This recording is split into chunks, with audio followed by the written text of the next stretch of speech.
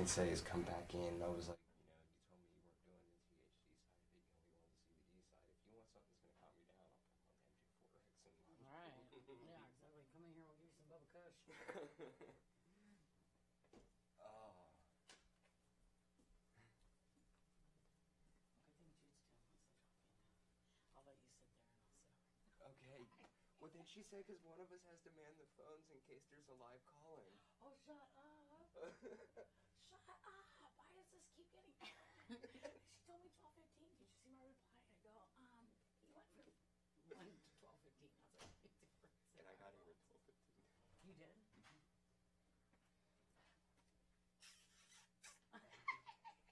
So it's totally up to you, whether you guys want to sit in front or here. So If we don't have some people showing up, I may have to sit up front to fill the crowd. just to fill the crowd, huh? Because I didn't hear back from Trevor this morning whether him, his girlfriend, and mom were coming up, and Almost one. People always come in late. But Barbara's coming. I've got a few patients that I'll say be they wherever you need me to be. What? I'll be wherever you need us to be. Okay, well, I think it'd be cool if you sat up here. I think, getting to be known by the community is, in my opinion, a good thing. shoes. Back there. I didn't know how much of us would be on camera, so I thought, hi there. Who's everybody? Hello. They're all on Mendo time. Everyone's late. You know how Come they on roll in. They'll be here, they'll just be here on their Own time. time. Mendo time, I call Yep. it. Sit anywhere or is Yeah. Anywhere you want. Yep. except not in these two seats? Oh. But they look so much more comfortable. She's all, that's the ones we were going for. This is fine. So, Marianne, this is Jerry's left. I thought you'd be packed. You're not using, there's lots of cars around. Well, no, I'm using the scroll. Well, this is a big store area, and people park back here to walk downtown and stuff. Well, there's someone sitting out in the hall too. Okay, Some other thing. you'll cue me on camera, I guess, just to come in, say, we I'll have just somebody say, bring up. it's very informal. I'll just say, hey, Derek, are you here? You can just And I'll come set up the in, story and then Marianne will get take her over. okay So it's on all that. cool with Yeah, Terry and everything, I just wanna let you know. yeah, that's Awesome. great. And check Bingo. with her, so she's ready to She come already in. is, I've already covered it. Perfect, I've been doing this wonderful. 38 years. Yeah, you know what you're doing. All right, fantastic. Shop. Well, you might. Oh, we don't have those? I can't. What's that one there? I don't know, but I What's was on the other looking. side? It's more the website. It can't be Oh, 12 o'clock. Yeah, I haven't seen them in a few days. Walking in the middle of the show. Hey, you're the one that told me this is informal, right? Well, yeah, except. No, really, 'cause they're not here. No, she was just like, we never talked about after the show, like who's, and I go, well, just text Ashley first, if that don't work, let Jude. and, What's her you know. problem? She can't go as long as we need her to go? No, She- can. She no, said she'll she stay don't. till the end of the show. She Then I'm just- going back. Didn't plan on being there all day. Oh, And we didn't plan on the rest of the afternoon. Nobody ever really talked about it. how long And it's so gonna be, Ashley's yeah. got us. And I thought it was from 1 to 4 originally, so I thought we were going to be up here, so I thought she was covering. So I called earlier this week, and then heard that it just turned into confusion, and I'm the author of it this time. doesn't matter. We'll get by it. Worst comes to worst, I'll go jump on it. No, it is. It's just, It's okay. yes, quite all right. Jessica's got it, and then Ashley's got it. Yeah, Tell me what you totally know okay. about Devin, vendor of ours. Who? Devin, he has brought us, it's Ecosystems Farm. Do you reckon he's in long dreadlocks? He has. Yeah. I'm Very pretty. deep and very. So look at the sprinklers We here don't have a lot of after the fact. drugs. He's covered. That's true. So that stands out. Yeah, I think that's him, yeah. Yeah, I think I know who you're talking about, but I would not guess that at all. I know, I mean, you But- never know. I know. No books and Look at covers. MB. Right. Look yeah. at MB. Yeah, exactly. Okay. What can you say? I know.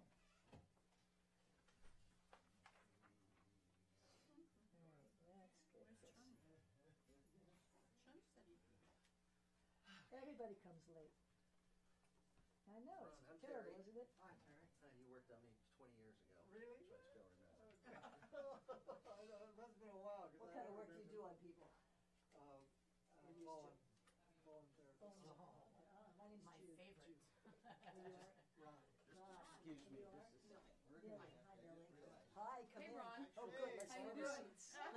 seats. The way things worked out with these. Dude, this is my brother-in-law, Ken Renwick. Ken, nice to Dr. meet you. Renwick. Dr. Renwick. Yeah. Ooh, I don't know if we allow This is doctors in Jude. here. Sorry. Good to meet you. Welcome, welcome. Jude? Jude. Jude. Okay. As in, hey, But yes, we have plenty of products right now. I do. oh, I should have put my bag. I don't want it on camera, but I don't want to. Can't sit there? No, we're Okay. trying to get everyone from, because the cameras got moved. Oh, yeah, yeah, yeah. You're Okay. gonna hit the cameras. Wait a minute, wait a minute. Now you can sit there. Sit right in the front row. Now you can. Now you can see everything. Now you can if We you can, want, we but can. we have to get you. We don't have to look over. I had to get you How away are from you? the cameras. I'm doing good. All right, read this again. I like you guys.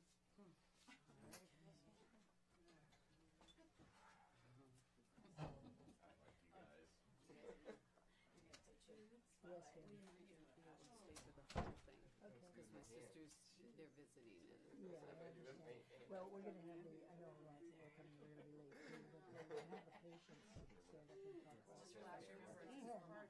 but you're already a rock star. We do this all the time. Oh my goodness. Now the whole community knows all the. I'm gonna be under lights all day today. Oh, Going into midnight. I think I'm not on camera. he's always on stage. Yeah. It's not recorded. Yeah, get used to Yeah, it. but you don't know that. Yeah, but You don't know who's secretly recording and putting you on social media. Oh no, let's not even go to social media thoughts today.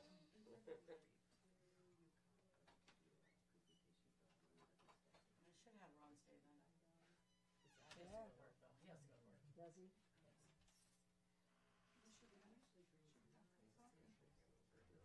Hey, what do you? Yeah, he didn't even care where he went. Straight up early this year. Yeah, but any problems, but yeah, Can you drop me off and say for you?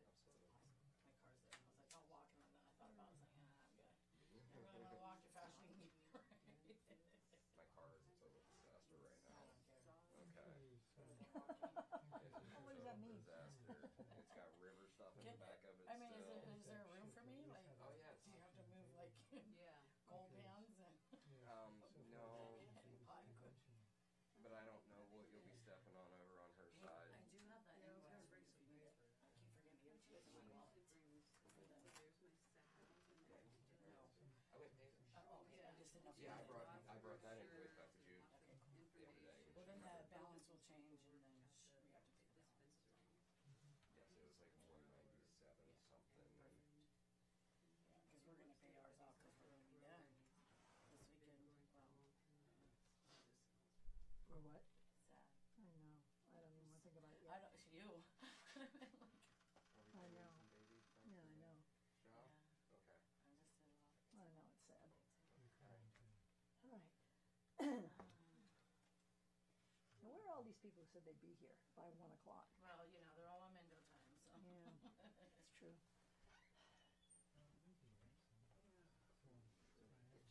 My first job here, before I started, I asked them what time should I be here, and they're like, what's good for you? I was like, what do you mean? I'm so old school, you This know. was at the school. Oh, man. I That's worked at the school. for Reggie. Yeah, school starts at 8:30, so as long as you're here sometime. I know, I don't get it. So we're Like, trying to I figure out understand where that. Mary Ann and I are gonna be. Well, when we put the, Terry said that these mics are gonna be strong enough to capture the voices from the audience. So you just want us in the front row? Sure, that'll be Okay, fine, when that's it's good. time, but Yeah. that's not till a long Just time wanted from to now. make- I know, I just Yeah, wanted to yeah, make yeah, yeah, thanks, Terry. Okay. Actually, maybe it might, maybe they should just hit it up. I won't be able to shoot at their face while they do that. What about the I'll front get row? an angle. Maybe how about they switch with these guys? And y'all sit Absolutely. Well, they're just one of the many patients that are gonna be talking, so it's not a particular, So you're having them speak from here?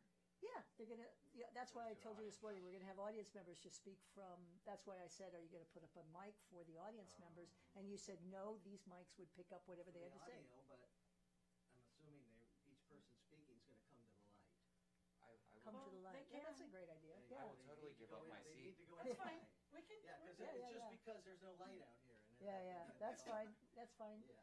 You want them there now? Well, yeah, as we Yeah. open up, how whatever works. Okay. However, if you wanna bring them up or not, but that'd be a good place for the guests to sit. All right. All right, Oh wait. Okay. I like that seat much better. yeah, Oh, that I know, you know, I was wondering, why do you want Hey, wait, we downgraded here. You went from first to second class You here. did, you're in coach now. And we'll do like the airlines, every time you fly, they take 1/4 of an inch in all directions. I know, right? Don't Before they? you know it, you're sitting within this. I guess we'll Yep. be getting ready to start it soon. Well, Over anticipated, isn't it? how are we gonna let, well, I guess they're just gonna walk in and They're walk gonna have to across. walk in. That's fine. Well, maybe leave it. Do you have a sign out that tells them to come in? That's what, and they should come. And you don't have one count telling them to keep out, but telling them to come in, right? All right.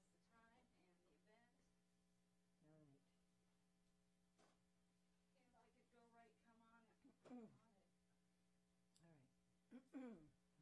I've been losing my voice for the last couple of days. Been driving up and down 101 doing patient counseling through my dashboard. That's how my cell phone works, you know, in the Prius. I'm shouting. It's like, can you hear me?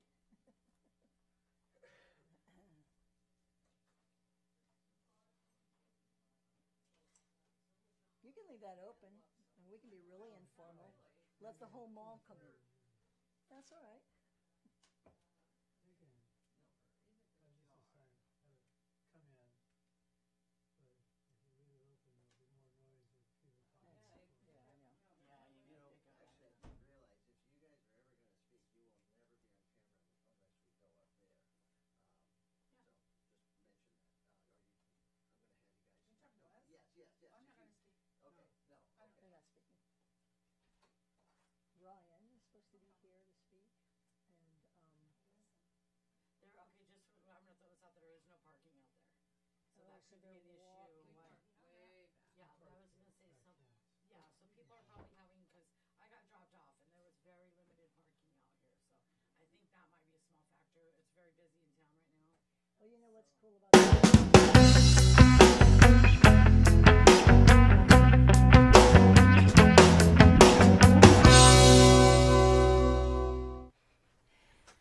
all right, we have to pull the scroll back.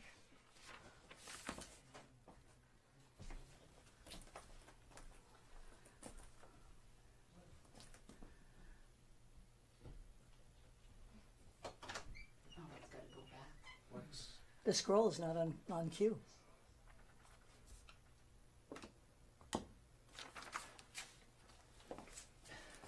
Okay, thanks. It's okay now. we'll just restart the whole thing. Yeah, just restart the whole You're thing. gonna do the opening again? This is what's good about editing. Chop it up. So this is a live feed. It is live feed.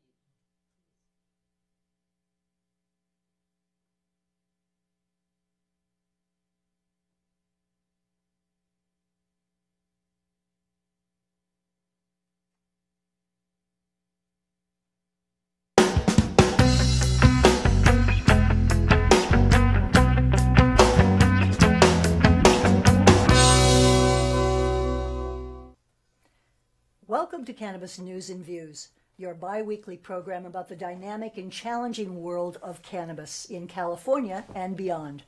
I'm your host, Jude Tillman. From our studios in Mendocino County, we bring voices from all sectors of the cannabis industry and community, including people who are passionate about preserving the cultural traditions, spirituality, and the healing history of this remarkable herb. Today we have a very special program, a focus on cannabis as medicine, presenting the science that explains how it works, as well as offering tools on how to choose and use your cannabis medicine. We are excited to have very special guests that include staff of Dragonfly Wellness Center and a live studio audience of Dragonfly patients, community members, caregivers, and supporters. And we'll take your calls if you have questions, issues, or comments. But before we begin our program, we have this update on cannabis top of the news. The Drug Policy Alliance and many other organizations are urging us to make our voices heard about the bill that Senator Cory Booker recently introduced called the Marijuana Justice Act. The Marijuana Justice Act would do the following: remove cannabis from the Controlled Substances Act, ending federal prohibition of cannabis. cut federal funding for state law enforcement and prison construction if a state disproportionately arrests and or incarcerates low-income individuals and or people of color. Allow entities to sue states that disproportionately arrest or incarcerate those individuals for cannabis offenses. Prevent deportations of individuals for cannabis offenses. Provide for a process of expunging cannabis offenses at the federal level. Process of resentencing for cannabis offenses at the federal level. Create a community reinvestment fund of $500 million to invest in communities most impacted by this failed war on drugs, and for programs such as job training, re-entry assistance, community centers, and more. Part of the funding will come from cuts to state law enforcement and prison construction. We've seen the poll numbers shift nationally toward a majority of people in this country supporting legalization of medical, if not recreational, cannabis. Let's get those same friends and family members to call in and write in support of this urgent legislation to end the war on cannabis for good. You'll see scrolls on your screen listing phone numbers for Senators Dianne Feinstein and Kamala Harris. Call them today. Thank you. Now back to today's program. Cannabis News and Views. This presentation is for information purposes only. It's not a substitute for professional medical advice. The statements made in this presentation have not been reviewed by the FDA, the Food and Drug Administration. So that's our disclaimer. I'm very happy to have you all here. Thank you for joining us. Cannabis as medicine is an attempt to, on a statewide basis in California and nationally, change the narrative around what cannabis is about, what its history is, how it's used today, and how it will be used in the future. Changing this narrative through knowledge, the knowledge that we have not had for many, many decades in this country because of the war on drugs that targeted cannabis. And also just a residue of fear and misinformation and disinformation about the nature of it. So we are very happy today to add our small voices to the effort to turn that whole narrative around. We in Mendocino County are fortunate to have a certain merging of nature and the creation of a culture that's happened over the last 40 years. In the 60s, the hippie migration, not only from urban centers like LA, San Francisco, and New York, but from India, South Asia, all these hippies who went over there to live on ashrams for a while and came back and stuck these seeds deep into their pockets. They became world-class cannabis growers by migrating to what's known as the Emerald Triangle. What distinguishes is that the rest of agriculture in this country, using chemical pesticides and nutrients in the soil, we have virgin terroir and a certain confluence of incredibly beautiful dirt, that virgin terroir with sun and water, that makes for pure and potent medicines that as from the herbal perspective, on a cellular level, do not need to include chemical pesticides or nutrients. We do not want those in our medicine. So we speak from a particular point of view. Our goals today are to deepen individuals' understanding of cannabis and to basically also appreciate that where people are now going to get their medicinal cannabis in the 29 states where it's legal is a problematic question. In California, where we have over 1,000 dispensaries statewide, they're leftover residue from the hippie subculture, which at that time we didn't have the science that we have today, and everyone was breeding cannabis for high THC content, the only one of the 113 cannabinoids that's actually psychoactive. But, it was all about drugs, sex, and rock and roll back then, so who cared? It was great, and I have nothing against using cannabis for recreation or adult use, or I prefer to call inspiration. It's been throughout our cultural history a source of inspiration for musicians, artists, all kinds of folks like that. So nothing against that. But medicinally, that was not in the origins of cannabis medicine as an herb. And now, lately, we have a lot of healthcare providers who are coming on board with recrafting the narrative about cannabis medicine as a healing herb. Amazingly, about a month ago, I went to a continuing medical education CME credits for doctors and nurses in Columbus, Ohio. And there were 150 to 200 people in the room in this conference center just there to learn about the science of cannabis medicine. And as I sat around a very large table with about 10 doctors and nurses and trying to tell them about the wellness center that I run here and our patient stories, they were so furious. They were so angry that no one in medical school or nursing school had ever told them a thing about an endocannabinoid system or anything about herbal medicine. And I was like, well, you know, they don't tell you much about nutrition or any other holistic method either, but it's true. That's very sad. That's very unfortunate. But then I said, wait a second, who funds your medical and your nursing schools? Follow the money. So people were really understood exactly the reasoning behind why this information has been kept out of reach. I got to keep track of I've got 2 mice here. This is great. Cannabis has been used for 5,000 years. We have written records all the way back from the emperors of China to the pharaohs of Egypt. It was put into the tombs with some of the rulers. If the ruling class is using it effectively for healing illness, probably the common folks were too. We just didn't get records of that written down. In 1970, under Nixon, the war on drugs was declared, and he was quite upset with the numbers of people on the streets who were hippies protesting his administration. And so he put them, come on in, he put them in a pile together with dope smokers and declared war on everybody. But the federal government's been after cannabis as medicine since 1939. When the federal government decided to outlaw cannabis, among other things, the AMA went through the roof. They said, you can't outlaw cannabis because the AMA was in the 19th century American pharmacopoeia. If you look at pictures, photographs of the medicines on the shelves of pharmacies used for childbirth or migraines or whatever, cannabis indica, cannabis sativa, they were all alcohol-borne molecules of herbal medicine that were common practice before the pharmaceutical industry took over the 20th century, and off we were to the races. So cannabis is comprised of 3 types of chemical compounds. There are the cannabinoids, of which we know at this point of 113. There's probably more we'll learn about. There's the terpenes, which were always thought to be those components that were responsible for the bouquet, the various smells of the various strains. We're now learning they have healing effects themselves.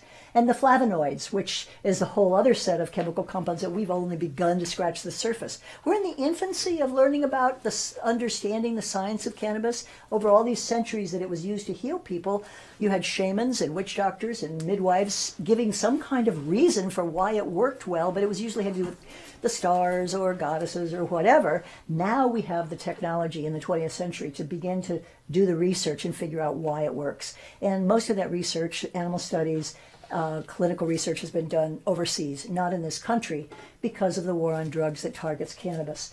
The NIH has a pile of applications from universities around the country that they cannot give grants to because it's still considered a Schedule I drug in the federal government's eyes and having no medicinal value whatsoever. That's a problem. We can't go ahead with the studies that we need to have. The terpenes, we'll talk about the terpenes later. If you had a pie chart, let's just focus on the cannabinoids, the thing that we're most interested in at this point in our knowledge base. A pie chart would show a lot of those 113 cannabinoids being little tiny slices of pie, CBN, CBG, etc. But a little over half of that pie chart is divided roughly equally between CBD and THC, which is what makes those our most significant cannabinoids in consideration of a term we're going to talk about a lot in this presentation, ratios, and how the ratio of CBD to THC is what you're going to be choosing as a patient when you're treating different conditions. So ratios is important. CBD, THC, paramount importance.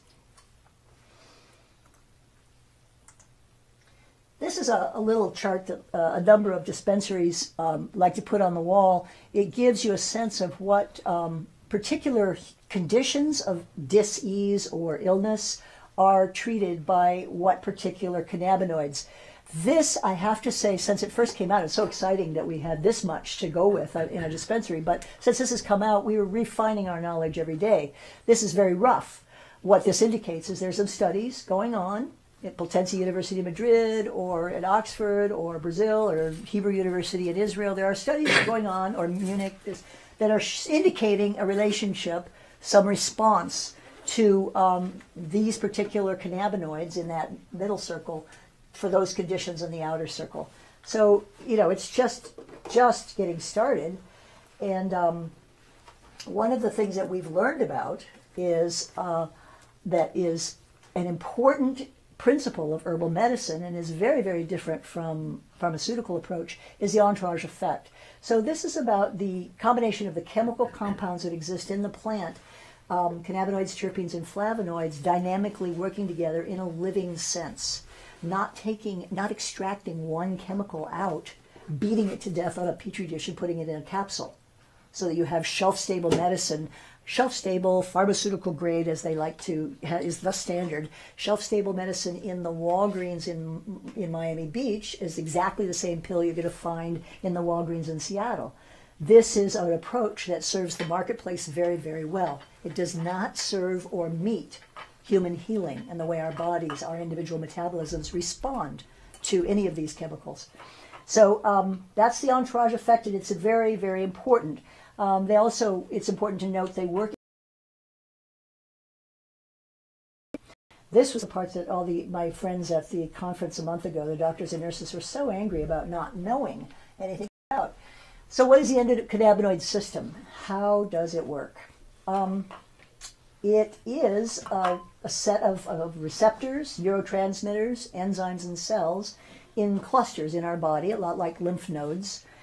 We've found we, for years, knew of two, CB1s and CB2. We'll look at them later where they're located in our body, but now we've just in the last period of time learned about another set of receptors called the TRPV1 receptors.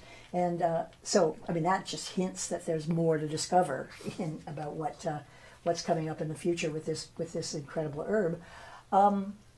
And the function of, like, the lymph nodes, it took us a while to figure out what the purpose of that was, and that's to detoxify organs. The endocannabinoid system is responsible for maintaining homeostasis, and the endocannabinoid system keeps track of that through the set of neurotransmitters that send the ECS signals to say when something is out of balance.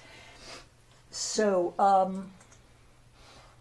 a cartoon, I love cartoons. A lot of people work much better with pictures than words. So the CB1 receptors you see on the right are located up in the brain. Those are largely attributed with ruling and dealing with neurologically based conditions, whether it's the Dravet syndrome, which is a form of epilepsy in which small children are having hundreds of seizures a month, the one that we learned about in 2013 when 60 Minutes had that huge expose about Charlotte's Web in Colorado. We all remember that, and found that CBD stopped those seizures so fully, brought them down to 1 or 2 a month, and this was like just a fantastic discovery. But then extrapolating from that and working directly with patients, also MS, Parkinson's, anything else that's also neurologically rooted. CB1 seems to be, that's where the response mechanism is triggered. In the immune system, CB2 receptors, come on in, have a seat. We're mostly talking about the immune system, so autoimmune disease and other things that are very much affected by inflammation. The TRPV1 receptors, not yet made it to this cartoon, is connected to pain, inflammation, respiratory, and cardiovascular disorders, is what they've discovered. So, poor person's lost their head in this one, but but what the point of this one is to cite just a fraction of the peer-reviewed academic studies that we have accumulated in relation to the work being done on cannabinoids and their response to human illness and disease. So, British Journal of Clinical Pharmacology in 2013 identified the neuroprotective function of cannabinoids. The Journal of Neuroendocrinology in 2008 talks about the endocannabinoid system and arterial sclerosis. Journal of Handbook of Experimental Pharmacology in 2007 talks about how it relieves pain. Well, we could have told them that from the 1980s and the AIDS crisis. There's nothing better in the world than a little bit of THC for pain, sleep, and nausea. And then this one that I hate to tell the story, and Candy, you've got to plug your ears, but they took a whole bunch of mice in a lab, and this is from the British Journal of Pharmacology. They broke their legs. They gave half of them CBD, cannabidiol, that cannabinoid, and half not. And the broken legs with the CBD healed twice as fast and twice as bone dense. We've had other studies like this, but that was the largest animal study that I've read of. So it's a hard one to to talk about, but because that's what happens with science. You got to do stuff with people or animals. What is whole plant medicine? So we're giving you bit at a time the stepping stones for understanding the whole endocannabinoid system and how cannabis works in the body to respond to disease and illness. And whole plant medicine, as I alluded to earlier, is a very critical component, and that is the dynamic interplay of all the compounds. All the parts of the plant are involved in this medicine. This is how herbal medicine heals. It basically, in a lay person's language, it jumpstarts our body's inherent ability to heal. We have the capability in our bodies are miracle machines, to heal any disorder or illness. And we lose the balance, the endocannabinoids, endogenously produced cannabinoids in our body through a whole range of factors, and a shift in our lifestyle over the 20th century is one of them. Bad nutrition, lack of exercise, sedentary lifestyles, eating food that's really bad for us, a lot of toxins, environmental toxins.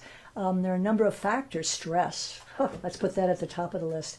So things have thrown us out of kilter, and if we can go back to a more natural state, we will have okay, we will have the capability of jump-starting our body's herbal response on a cellular level. So CBD, major player in herbal healing. Everyone got excited when in 2013, Dr. Sanjay Gupta on CNN did his series Weed 1, Weed 2, and Weed 3, and we had the series on 60 Minutes about the kids with epilepsy. Because CBD is like, whoa, great, we don't have to get high. Well, you never have to get high with cannabis, not even with THC if you dose it correctly. But everybody got excited, and what it resulted in is that you have states all around the country who are trying to pass laws that just legalize one chemical compound, CBD, and none of the others that help CBD do its work, like THC, CBN, CBG, the terpenes, the flavonoids, etc. They want to take the pharmaceutical approach to cannabis and isolate the chemicals. And that's not going to work, A, and it's not going to be a service to patients who need the full entourage effect to actually heal. So CBD was a blessing for medicinal cannabis, because it actually became sort of an entry point for all of our beloved cultivators up here to start growing strains of high CBD cannabis. They were inspired by the fact that this was such a good medicine. CBD was responsible for so many healing responses in the body to so many different conditions. So good in that sense, rough going on the policy and legislative sense. I have to do an awful lot of education with our electeds. So proof of CBD's healing role just, unfolded rapidly. The anticonvulsant properties in Seizure Magazine in 2011, January 2011, in the American Chemical Society's article about its antibacterial function, preventing and healing staph infections. That's a big deal, especially in hospitals. Lowering the incidence of diabetes in animal studies, autoimmunity in March of 2006. So I'm using these dates and I'm reciting these sources because I want people to know this has been going on for a while. So it's like legislation and popular culture takes a while to catch up. People's fears and people's misperceptions about this herb, and thinking of it as a get-high drug that's a gateway to heroin and crack cocaine, those kinds of images are hard to shake. So But and then even the bottom one, this is the best reference: U.S. Department of Health and Human Services patent description. Cannabis limits CBD limits neurological damage from strokes, trauma, Parkinson's, Alzheimer's, HIV, dementia. So here's the federal government trying to have it both ways. Its Department of Justice says that cannabis has absolutely no medical value, and it's taken out patents right and left to develop what it sees as a way to use cannabis to its own benefit. So CBD has become a huge catalyst for for those medical marijuana patients who really want to benefit from the healing effects of cannabis, but really don't want to get high. So they're all coming out of the closet. Everybody's like, oh, well, what can I take where I won't have to get high?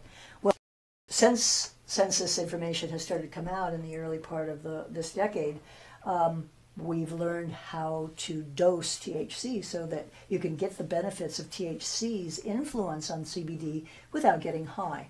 So it's all about choosing your medicine, dosing your medicine correctly.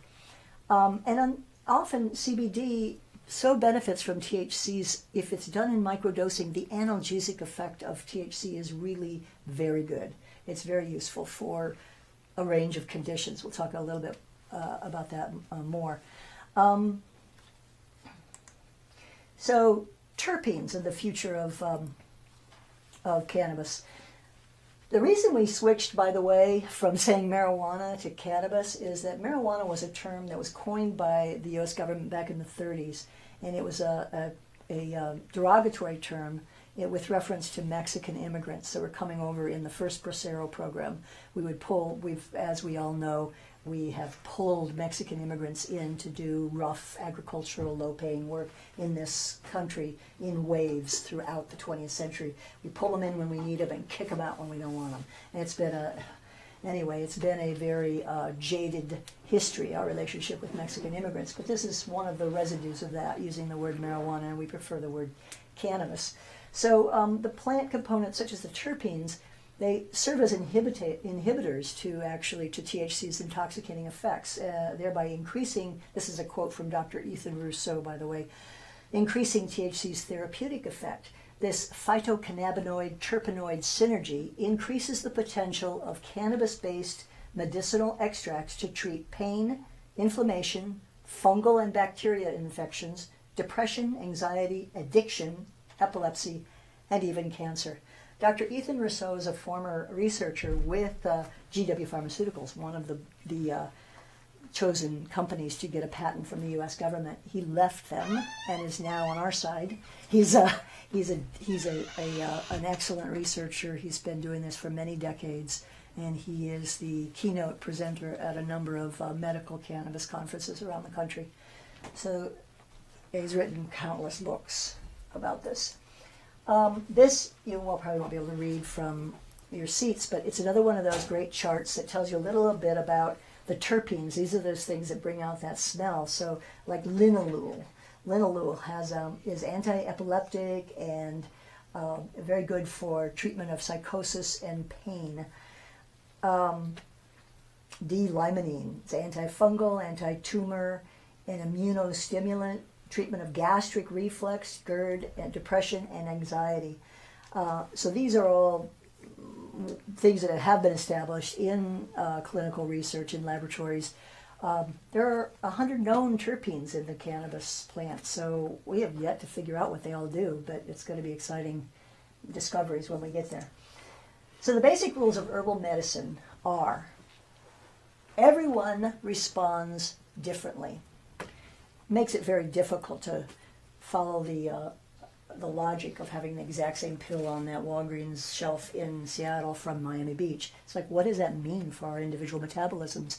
If you both walked into a Chinese herbalist, for example, they've been doing this for thousands of years, you both have migraine headaches, you'd walk out with different concoctions of herbs to treat those migraines. And that's because your metabolisms are very, very different based on your pulses, your skin tone. They'll look at your tongue, they'll look at your eyes, they'll take some history down.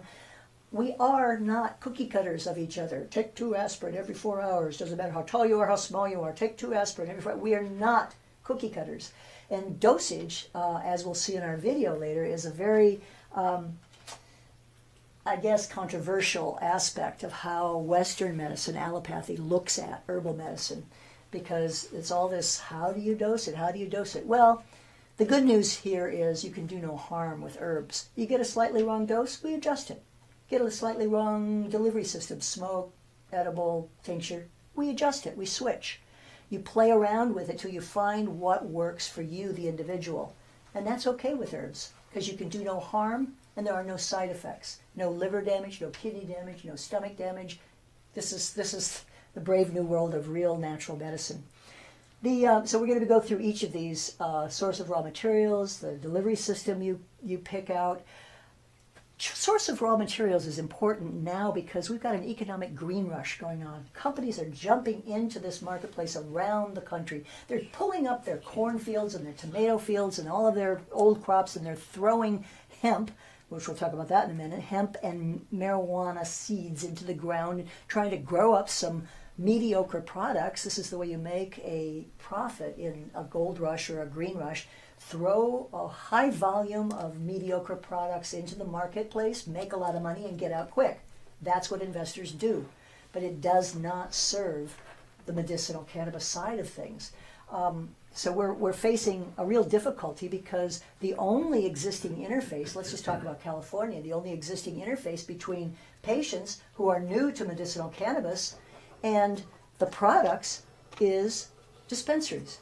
And the dispensaries are not well prepared to deal with this new medicinal cannabis frontier that we're in. We'll go back to that some more in a minute. So you're going to look at, is it coming from some field in Kentucky that used to have soybeans or whatever? Or is it coming from pure soil that has no previous chemicals as nutrients or pesticides or anything? Now, why is the Emerald Triangle soil so great? Steep hillsides where you used to have timber growing, TPZ land, timber production zones. The lumber companies are done taking all their timber out, so you've got farmers who went in and they're starting to grow on these hillsides in virgin soil, rich, loamy soil that is perfect and has no previous chemicals in it. In the meantime, you've got people throwing seeds into the ground and seeding us before. So this is an important part of herbal medicine. So you want to look at the source. Now, how is the medicine processed? For a while, the standard for extracting medicine from cannabis was butane.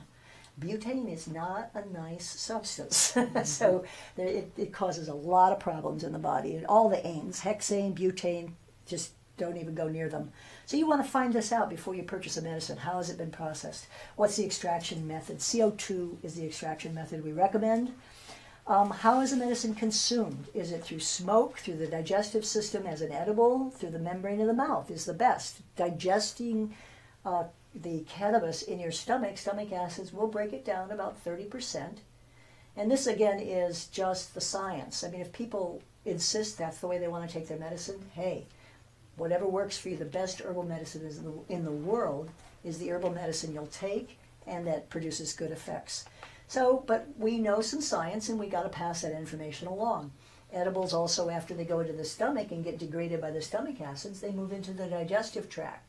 The digestive tract is full of digestive enzymes that break things down. We don't want our cannabis medicine to be broken down. So the most direct way to get it into the bloodstream and get it to those endocannabinoid system receptors is through the membrane of the mouth.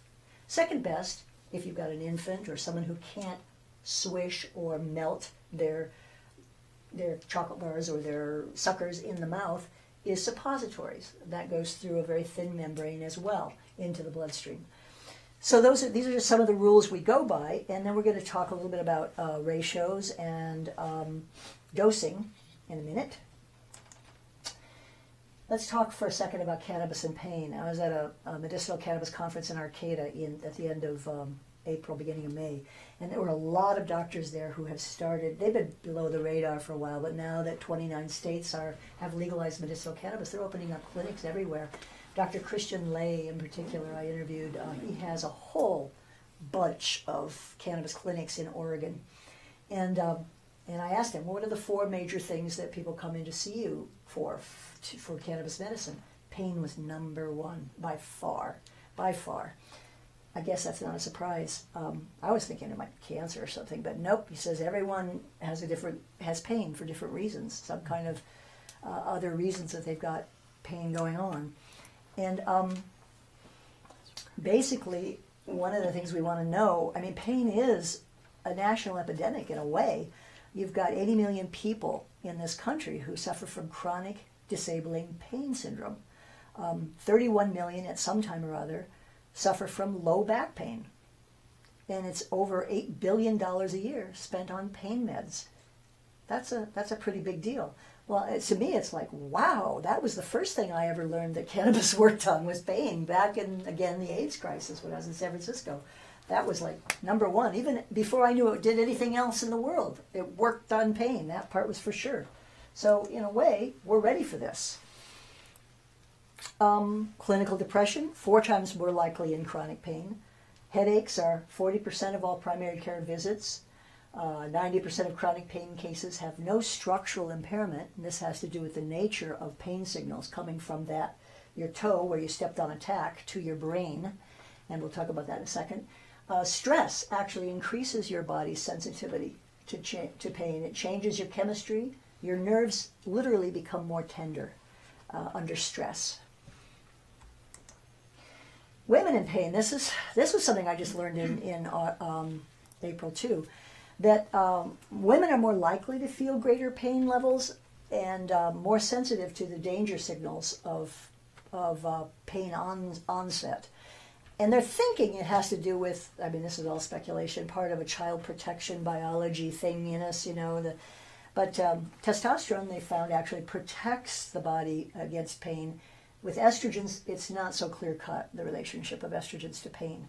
But from A Nation in Pain by Judith Orman, we learned of a study in which they tracked 30 men and 30 women in one hospital post heart surgery. And invariably, the men who were in pain and asked for pain meds got pain meds. The women got antidepressants. So the genderizing of prescriptions is still alive and well because they think we're just making it up. That's the historic, women are all hysterical. I learned a lot about NSAIDs at the last conference I went to. The NSAIDs are incredibly harmful. They increase the risk of heart attack by 20 to 50% after less than a week's use. This is something that was on CBS News just this last May 11th, based on a study of 446,763 people, of whom 61,460 had heart attacks. This was in the British Medical Journal of April 2017. Basically, it takes just one tiny pinprick in the lining of the small intestine, which is apparently thinner than the lining of the large intestine, who knew, for you to get what's called leaky gut syndrome. And I certainly had that when I had arthritis, I was on ibuprofen and naproxen, and my stomach just hurt all the time. But you have bacteria and blood leaking into your stomach from that leaky gut pinprick from NSAIDs. And I've thankfully gotten off all ibuprofen, Motrin, etc. by using CBD tinctures, and my arthritis is fine, thank you very much. I actually pitched softball in an old ladies softball team. So, 7 to 10,000 deaths per year from NSAIDs, $100,000 a year, 100,000 people a year hospitalized for GI bleeds. So it's not a good drug.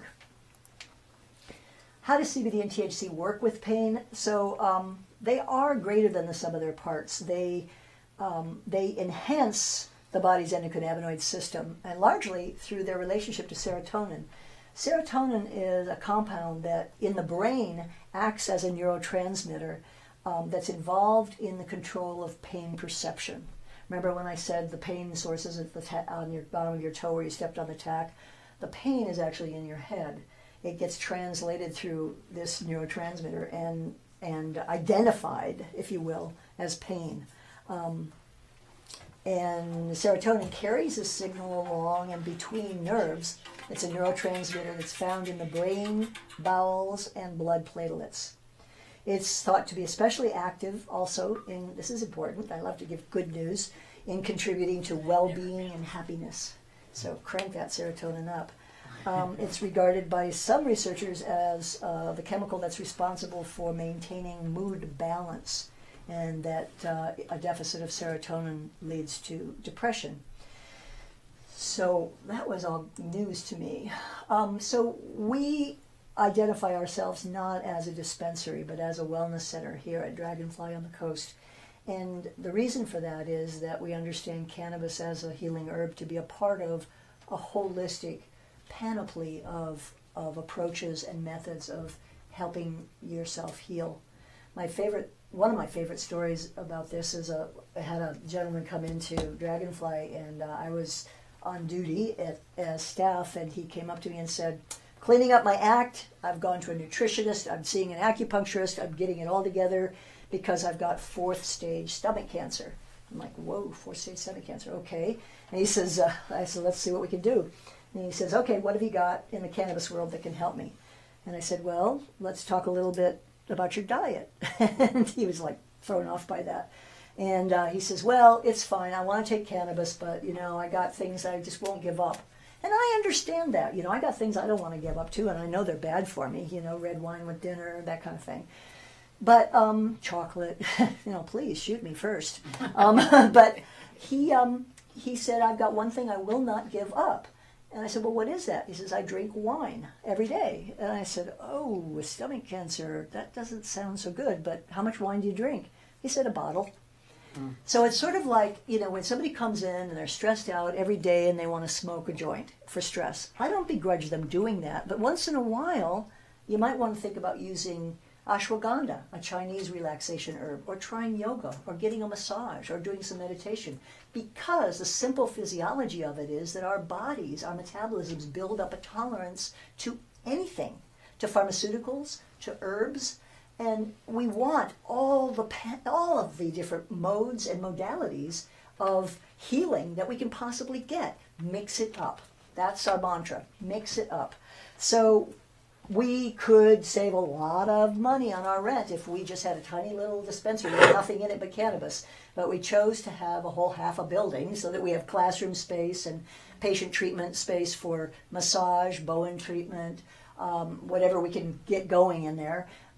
We've had mushroom classes I was blown away. People were so excited to learn about the healing effects of mushrooms. The place was full. We've had all kinds of classes go on there, and it's a community resource that I'm very proud of that.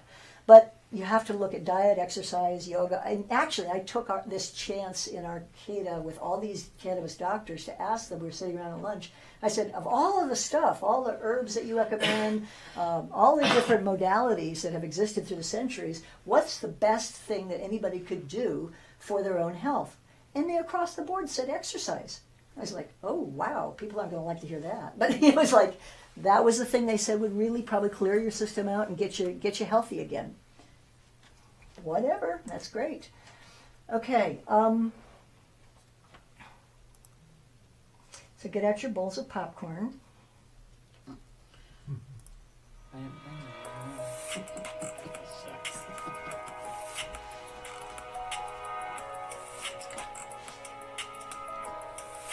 don't know if you can hear this. Cannabis, or medical marijuana, is a traditional herbal medicine that has been effectively used to treat illness and disease for over 5,000 years. In modern times, we've been able to discover the science behind how this plant works. To begin with, cannabis is a natural pain reliever. I saw the effects that Jan was getting with the high CBD, and then reading the article, I said, you know what? I want to try. Okay, let's see. Okay, hold on a second. It's me. It's an operator error. Is it on your end, Jude? Yeah, I think it's on my machine, but I'm going to make it be on that machine in just a second. It's just me being dyslexic or something. It's coming up, Terry says. Okay, good. Okay, so I'll go start showing at the same time.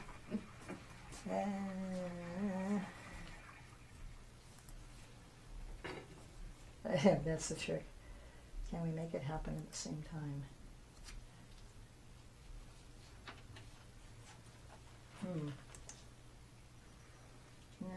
No, back. We're gonna need to go back. Let me go back. Previous. Yeah.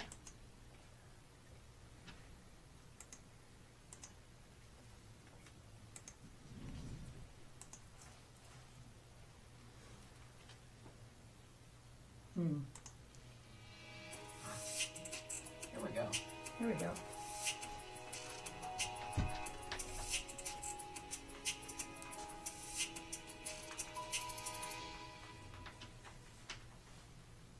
Cannabis, or We need some volume. marijuana, is a traditional That herbal controller right medicine there, that has been maybe? effectively used to treat illness and disease for over 5,000 years. In modern times, we've been able to discover the science behind Not how happening. this It's plant not from works. there. To begin with, cannabis is a natural pain reliever. I saw the effects that Jan was getting with the ICBD, and then reading the article, I said, you know what? I want to try some of your ICBD. The problem that I was having, my knee, went away. I had a very, very sore wrist, and we weren't sure what was wrong with it.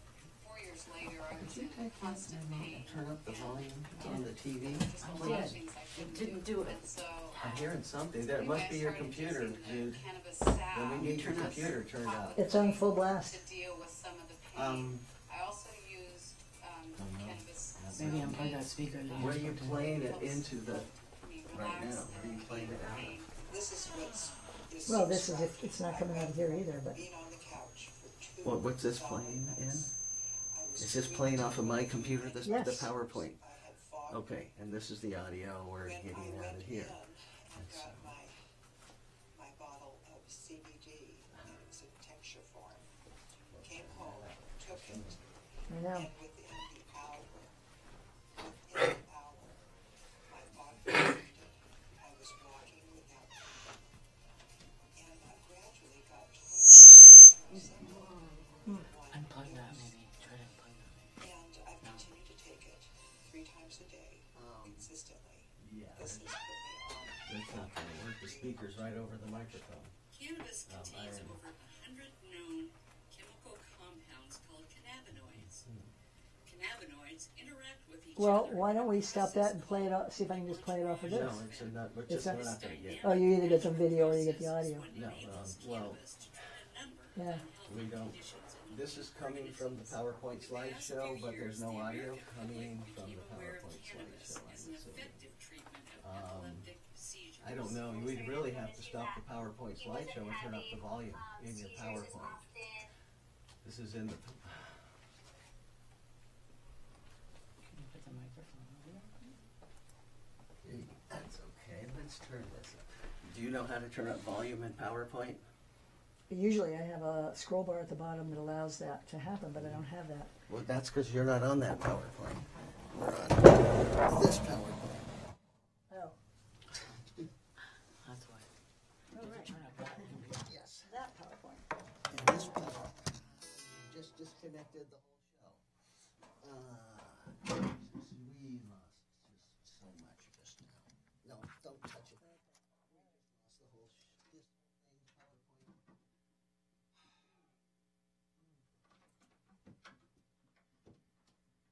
Pretty much. Just can you go ahead without this? Well, At least can we hear it on there?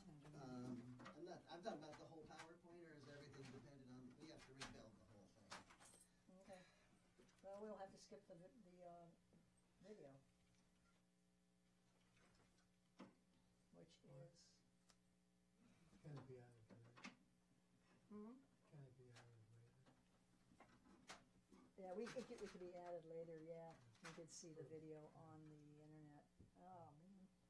It's too bad because a lot of what we're going to be talking about comes from that. So we heard it, Wait, here it goes. and then, He's got it. and then heard it just this. I don't think we're gonna be able. Turn it up though. Just need to be quiet. No, let's see. That's on the. The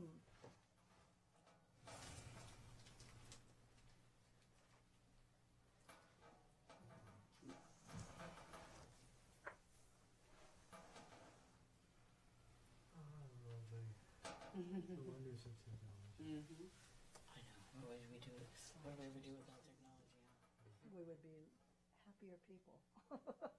Yeah, you know, there's just really no fixing this, Jude. You can just go ahead with the PowerPoint show, but no getting that video back. We don't know what's with it yet. Well, the video itself can be seen at mendecinotv.com, and it can also be seen at the Dragonfly website. It's a 16-minute video that is really an excellent set of testimonies on the part of patients that we've served and worked with over the years. We've been in business for 6.5 years now on the coast, and we've found that that I am inspired by the patients that we've worked with who have had cancer, children with epilepsy, autoimmune disease, Crohn's disease, diabetes, pain. And when I started out in 2011, I was skeptical about all of the claims of cannabis medicinal community people from up here in Mendocino. I knew that there were certain things from my own experience working with the San Francisco General Hospital methadone program, for example, using THC oil with patients whose whole systems were degrading, their teeth, their hair falling out because they were taking methadone. Methadone was such a horrible, that was bad enough when they were on heroin. That was degrading, debilitating their bodies as well. But then working with methadone was horrible. When we started to substitute out THC oil for the methadone in small doses, they were recovering. Their gums stopped bleeding. I mean, all kinds of good things were happening. So that was really early on, yes. Can you please repeat those two websites that one can go to? Yes, dragonflywellness.org. Also, you can find it on mendecinotv.com. There's a drop-down menu for this program, which is Cannabis News and Views. Okay, say that again. I can't write as fast as you can talk. mendecinotv.com. And there's a drop-down menu for this program, which is called Cannabis News and Views. So basically, what's so lovely about this video is that people are just, telling their stories about how cannabis has worked for them. And it has been an inspiration for us to keep being what we are, which is a wellness center, and what it distinguishes us so much from all of the other dispensaries, in which for the last 2.5 years, as I've started to do medicinal cannabis education, I started out going to dispensaries throughout California, and of which there are about 1,000. And I would do presentations, this presentation that you're viewing today, to a group of usually 21, 22-year-old, backward baseball cap tattoos, etc. Great kids, eager, happy to get this information, really excited to know something about the products that they were selling to patients. But, we'd go through the workshop. 3 months later, the owner of the dispensary would call me and say, "Hey, that great presentation you did 3 months ago, would you come and do it again?" And I'm like, "What?" Turnover. They moved on to something else. So the whole problem with our dispensary system is that it exists. It exists as a result of sort of the hippie subculture of the 60s and the 70s, which was all about fun, pleasure, joy, having a good time. Drug, sex, rock and roll, it was all of that. So nobody in the dispensary system was particularly ready for the information that has been flooding us about medicinal cannabis over the last 5 to 10 years. Nobody was trained. Nobody was able to step up. So then default, as 29 states are legalizing medical cannabis, and as more and more people, popular, regular lay people, are beginning to get the message about cannabis as a healing herb, and you're seeing this on 60 Minutes, and you're seeing this with Dr. Sanjay Gupta, the default position is, well, I'll go ask my doctor for some cannabis. Didn't work like that. The doctors were not so eager to jump on this bandwagon. And conversely, when I would get phone calls from people who asked me to come do a presentation to their groups, the Mendocino Cannabis Nurses Association, the Kiwanis Club, the Rotary, the Chamber of Commerce. I just did a group of chiropractors down in Pleasanton. I've done several senior medical marijuana clubs all the way down to San Clemente. I've gone all over the state doing these presentations. I did one the other night of just patients with autoimmune disease in Berkeley. Anyway, when they would call me and they'd say, well, what degrees do you have? Do you have an MD? Do you have an RN? Any of that? And then I'd have to very politely explain to them how those MDs and RNs really don't know this. It's not their framework. It's not the way they were trained. And that this is actually picking up on a traditional medicine approach. We're not alternative medicine. We're traditional medicine. We've been around for many, many millennia. And we're like catching up, you know. We're catching up in the face of 40 years of prohibition ideology. So that I'm just explain the beauty of that video. Hearing the stories from patients' mouths, it's been inspiring to me. And over the last 6 years, I've become such a convert to the wellness aspect of cannabis and how it can do so much more good than harm. So let's go carry on and give you some tools. And we've got some staff members here from Dragonfly, and I'm very grateful that they've come, that they can tell you some specifics about medicine that we offer, and also answer your questions about those particular medicines. So now I've only got one mouse. That's fine. No, I've got two mice. Okay, that's good. All right, so, I always include this because so many people who live on the coast come from the Bay Area and have had healthcare at California Pacific Medical Center. UCSF, CPMC, those different hospitals have, usually through private funding, done some research on cannabis. And in this particular case, the breast cancer cells were treated with CBD on the right, and it halted metastasis of the breast cancer cells, compared to on the left side shows that they continue to proliferate. So this is, I just like to show that because it's CPMC. So dosing, let's just talk about cancer for a few minutes. Dosing THC for cancer. One of the earliest exciting discoveries made by Dr. Raphael Mechoulam in 1962-63 was the identification of the THC molecule, and then subsequently the identification of its ability to kill cancer cells without harming the healthy cells that surround it. So this was, people just took off from this, and it's explained a little bit in the video when you go to look at the video online. Dr. Cristina Sanchez, who had been doing, her whole team of researchers at Potenza University had been doing something entirely different, and they got on to Dr. Mechoulam's discovery about THC, and they just went wild with animal model studies and proved it and proved it and proved it. In 1975, the US NIH actually wrote an article, issued a statement in support of and verifying Dr. Mechoulam's discovery that THC kills cancer cells without hurting the healthy cells around it. Did this information get out to the public? No. In February of 2012, we had just opened Dragonfly. We were just getting going. And I don't know if you remember this, Candy. Candy's been there from the very beginning. There was an article, there was something called the National Cancer Institute's Alternative Oncology site.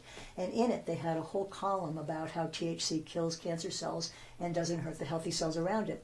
But that existed for 3 weeks and then mysteriously disappeared.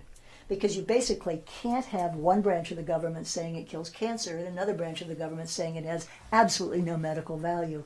So this is what we've been up against, because, I mean, who's going to believe some obscure doctor at Hebrew University in Israel and all the rest of the medical establishment in the other countries around the world when you've got your own medical directors, FDA, DEA, all of those people saying it's hogwash. So we're up against a huge mountain of trying to educate the public about how this works. Microdosing highly concentrated THC oil is a way to not get high and yet treat cancer cells by introducing apoptosis, denying blood flow into those cells. And it's basically, there's a whole complicated process. And I have a handout that's this thick with really, really big words. If you like to read that stuff, you can have it. But it explains the whole biochemistry of how THC kills cancer cells. We start before bedtime so that you can sleep with the THC and not, in case you overdose a little bit, that microdose is a little bit too high for your individual metabolism, and all of a sudden you wake up and, whoa, I'm high. We always warn people, if you haven't quite dialed down your dose, you always have handy a little box of everyday detox tea and a lot of water, flush your liver out, and put on a funny video and wait. It'll be fine. There's no side effects. Nothing's going to kill you. But the whole goal here is to find that dose that is particular to your metabolism, microdosing THC. I, for one, don't like to get high. I don't like the feeling. It makes me feel sleepy and stupid, which I can do all by myself and do. So for other folks who don't want to get high, this is the way to go, is to find that dose. You add the doses very slowly. And depending on what stage cancer, I advise our patients, I'm not even supposed to use the word patients because I'm not a medical practitioner, I just play one on TV. Just very, very slow increase the number of doses per day, but never the size of the dose. Find the size of the dose that's right for you, and then increase the number of doses based on what you're treating exactly. If it's 4th stage cancer, we're going to go up to 6 doses a day. This is just anecdotally what we've learned with patients. If it's other things, it'll be less, fewer. But that's sort of the max. Dosing CBD. So this is the number 2 punch. The first punch was THC to kill existing cancer cells, but the number 2 punch, and this is something, again, it was very late in the game in the 1990s that we began to understand. After 1992, when we discovered the endocannabinoid system, it was late in the game we began to understand how CBD works. But there's a Nobel Prize winner in medicine, got the Nobel Prize for discovering that inflammation feeds the growth of cancer cells. And inflammation, the chemistry of inflammation, helps to proliferate, reproduce cancer cells. So when you do a 1-2 punch, THC will get after the existing tumor, shrinks it, kills it from the inside out. And we've had countless doctors who scratch their head when our patients are coming to them after months and they do a CAT scan and they can't seem to find, there's nothing lighting up on the screen. They can't figure out what happened to it. We had one doctor in particular say it looks like the cancer cells just killed themselves from the inside out. We're going, yes, that's exactly right. That's what it does. So you do that with the THC, and then the CBD, you change the chemistry around the cancer cells or the tumor so that you don't have new cancer cells growing and proliferating, metastasizing elsewhere. So CBD discovery that it does that is just a fantastic step forward. So when we started in 2011, 2012 at Dragonfly, we were just giving cancer patients THC oil. Now we do that combination, THC oil and CBD tincture. CBD, again, has no psychoactivity whatsoever. So you don't have to be worried about microdosing. Oh, it took too much CBD, no big deal, it's just out of pocket. So that's not a horrible thing.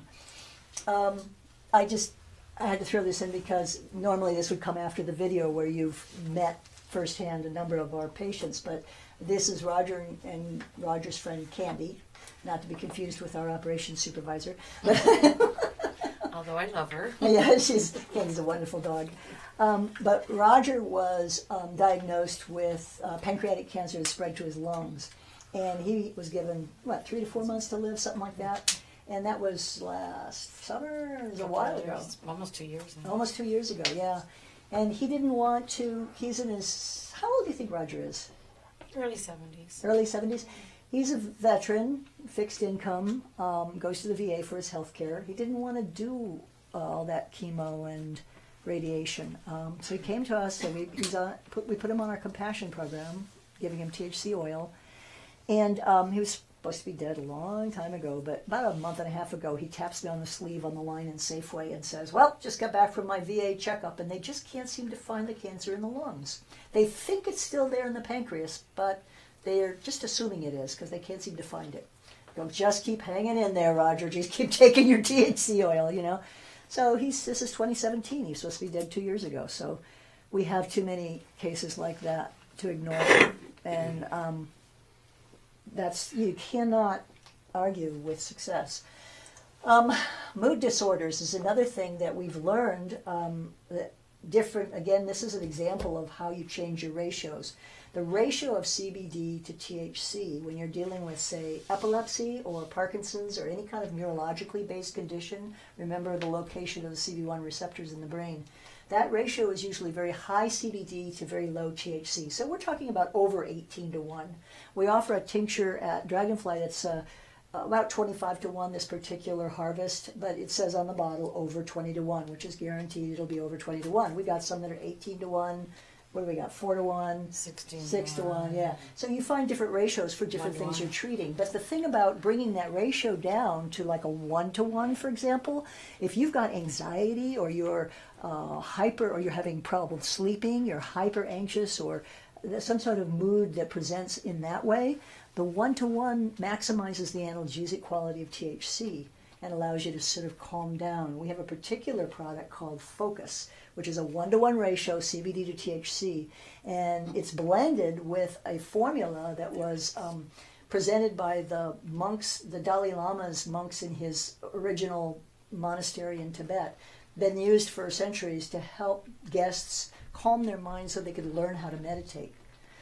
I take it every night before I go to sleep. I sleep like a baby if I'm smart and don't take caffeine during the day. But I sleep like a baby, and I wake up really clear and sharp. That's the part that I love the most about Focus. And, you know, it just works for me. It works for a lot of people. A lot of folks have just loved Focus. I feel like, I mean, this is probably overstating it, but I feel like I'm on the top of my mental game at age 66, you know. So it's like, okay, I'm sticking with the Focus. So, insomnia, ADHD, bipolar, schizophrenia. The one thing I wanted to say about that is that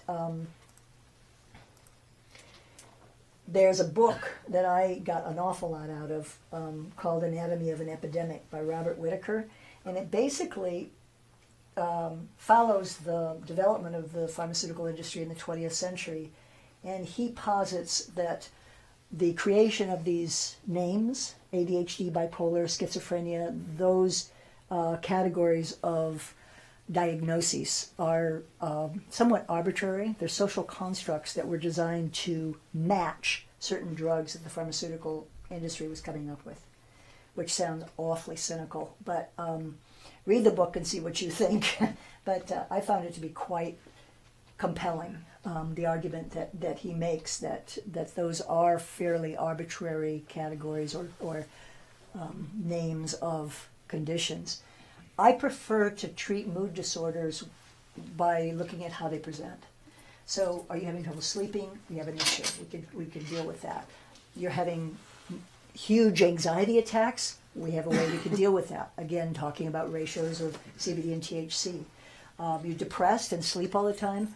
We got a way we can deal with that. Yeah, so just look at how it presents is my personal, at this point in time in history, that's my personal way of dealing with mood disorders. Cannabis is a mood modifier. It can reduce the severity of the event. This is the actual language of Dr. Christian Lay, who presented the mood disorder workshop at the Arcata conference. It aids us in becoming aware of what is arising in us. Dr. Lay is a Buddhist, and he talks a lot about our state of mind as being something that we come to appreciate as for not just a mirror of what's going on in our body, but really a shaper of what's going on in our body as well. There's a symbiosis between our mental attitudes and activity and what we're physically feeling. He says that meditation, like cannabis, they both help us slow down and become more aware and take preventative measures if we feel. My son, for example, is he's diagnosed as bipolar 2, whatever that means. But he actually has tremendous anxiety, mood swings, and he'll stay awake all night and not be able to sleep, and then he'll sleep all day and not be able to hold a job or whatever. I think we're going to have to cut this part out, Terry. I can see it coming. But anyway, he actually can feel it coming on, and he'll take a cannabis tincture that is a 1-to-1 or 4-to-1 ratio, and it helps him sort of mellow right out really quickly. A very quick response. And Dr. Leu recommends starting with CBD doses of 2.5 milligrams. He makes the point, the structure of consciousness, how we feel it in our bodies, in our minds, is an experience that we're having. So there's a certain appreciation for that, what that is.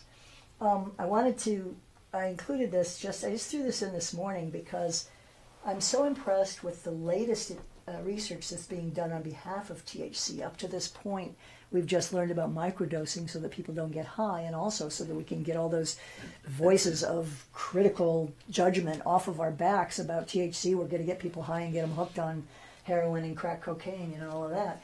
But THC, they've been doing a lot of research lately, and actually in modern times, we have some written records from Queen Victoria's doctor. What's his name? I think I got it. He talks about how invariably using hemp to treat people with what he called softening of the brain, which is dementia, always worked, and without increasing the dose. It was always brought people back to a level playing field to be able to function in the world. That was in 1890. Well, in 2016, the Salk Institute gathered significant evidence that THC promotes the cellular removal of amyloid beta, the toxic protein plaques associated with Alzheimer's. But then this spring, this is particularly exciting, in 2017, a huge mouse study, here we are with the mice again, cover your ears. No. There was a huge mouse study in Germany in which, and I really wanted to read this too because it's so exciting, scientists found that microdoses of THC brought changes in cognitively impaired older mice to the point where they were comparable in brain structure and function to very young mice. Basically, they experience a regeneration of neural cells that return the brains of old mice to a state similar to young mice. This is in Nature Medicine, May 8th, 2017. And specifically, when the University of Bonn research team examined the brains of the treated elderly mice for an explanation, they noticed neurons in the hippocampus, brain area that's very critical for learning and memory, that had actually sprouted new synaptic spines, the points of contact for communication between neurons. So even more striking, the gene expression pattern in the hippocampi of THC-treated aged mice was radically different from that of the untreated elderly mice. Quote, that is something we absolutely did not expect. The old animals that received THC looked most similar to the young, untreated control mice, said researcher Andras Bilke-Gorso. He said, if we can rejuvenate the brain so that everyone gets 5 to 10 more years without needing extra care, it's more than we could have imagined. The whole study was so exciting, the German government is now giving a mess of money to this team to start working with humans. That's the German government. Oh, do you ever feel like sometimes you're in the wrong country? So, so that is very, and there's over here at this table, I have a few of the articles that I've written, one of which I'm particularly proud of, which is an article about the use of THC for Alzheimer's and dementia. And the reason I'm proud of it is because, well, my mother passed from Alzheimer's, so there's that part of it. But the other part is all of these studies have been done on people who are already presenting with dementia. And I'm just thinking, what if we started earlier with the THC? Just saying. We are clearing up misconceptions in this presentation, right and left. Smoking is not a great delivery system for long-term healing. However, it's an excellent delivery system for symptom management. It's so much better than pharmaceuticals without the side effects and the damage to liver and kidneys. We learned again in the AIDS crisis, nothing better for pain, sleep, or nausea. I had a 93-year-old friend, Mavis, who was my bridge partner, and she had a lung infection. And they were getting really worried about her because they were giving her handfuls of pharmaceutical drugs to take every morning on an empty stomach. And they said, Mavis, you've got to take these on an empty stomach every morning so we can get rid of this lung infection, or else it's going to turn into pneumonia or something. You're 93. We can't mess around with this. And she'd throw them up every morning. As soon as she swallowed them, she'd throw them up.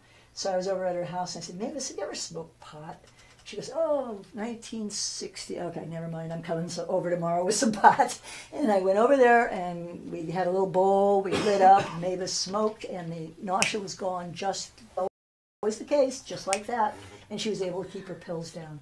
So THC, smoke it, whatever you got to do. It's really great for symptom management. It's not the best for getting those cannabinoids matched up to the endocannabinoid receptors throughout your body, because it's going right to your brain, and that's great. But then in an hour or two, you got to stoke up again. If we want long term, we want to go through the membrane of the mouth or suppositories, as I mentioned before. Edibles, again, so hard to self-titrate them. I mean, where in that brownie is my medicine? They can say it's all through it, but is it? You know, how do I self-titrate my dose with a glass of juice or milk or brownies or candies? So we have candies at Dragonfly Wellness. We like to lean towards those ones that you can melt in your mouth, whether it's a chocolate-covered caramel or a sucker or anything that you can melt in your mouth and have it go through the membrane of the mouth. Those, that bothersome digestive system, really, those stomach acids and all of that is just so hard to self-titrate with edibles. But again, some people just, the only thing they'll take is that edible, and the best herbal medicine in the world is the one you'll take and the one that works for you. Suppository is another good way too.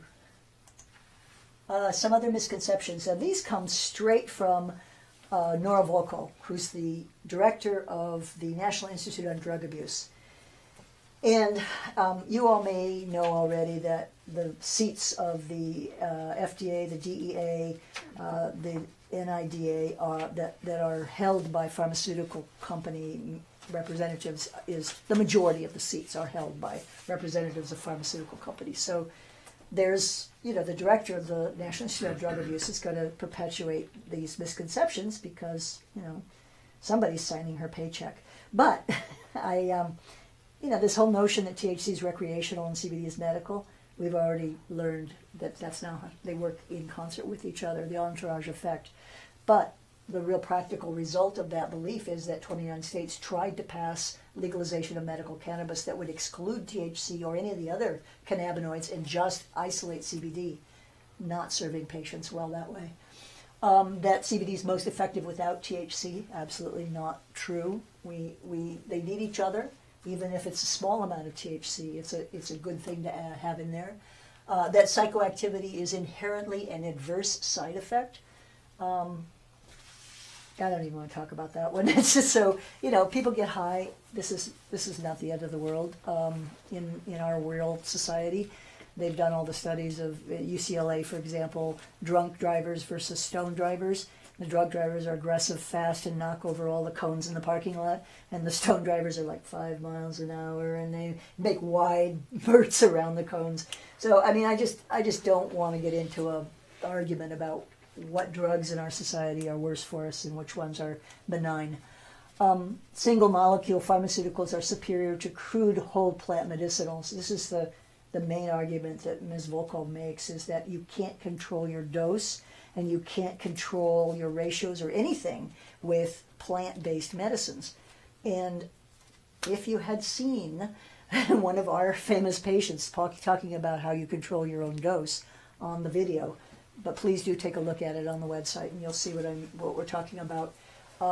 You've got actually in some ways greater control with herbs than you do with pharmaceutical pills.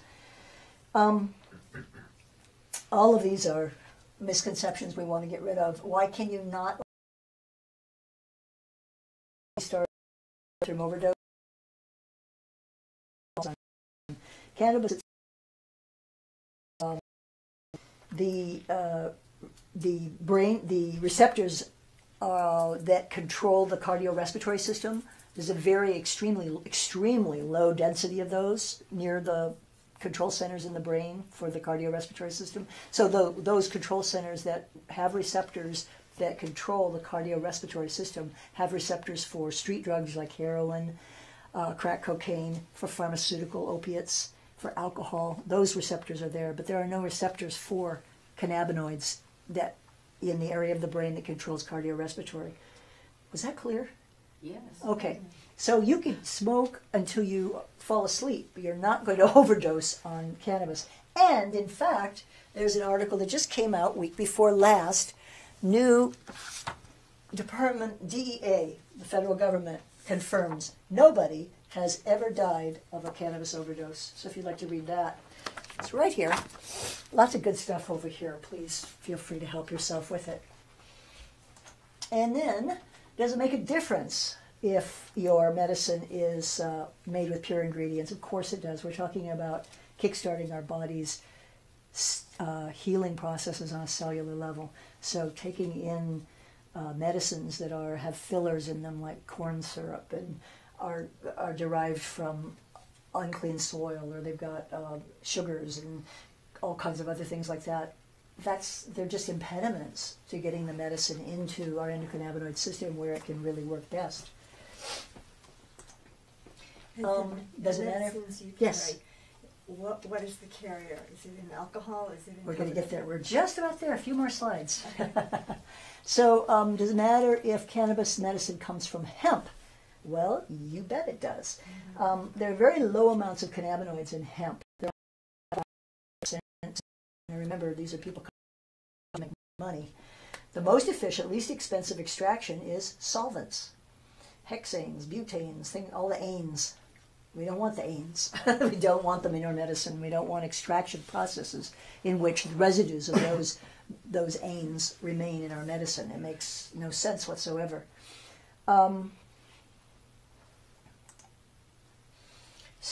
not just a question of very low amounts of CBD and all the other cannabinoids, but they use propylene glycol to thin the extracted oil, which propylene glycol can convert to formaldehyde. That is a known carcinogen.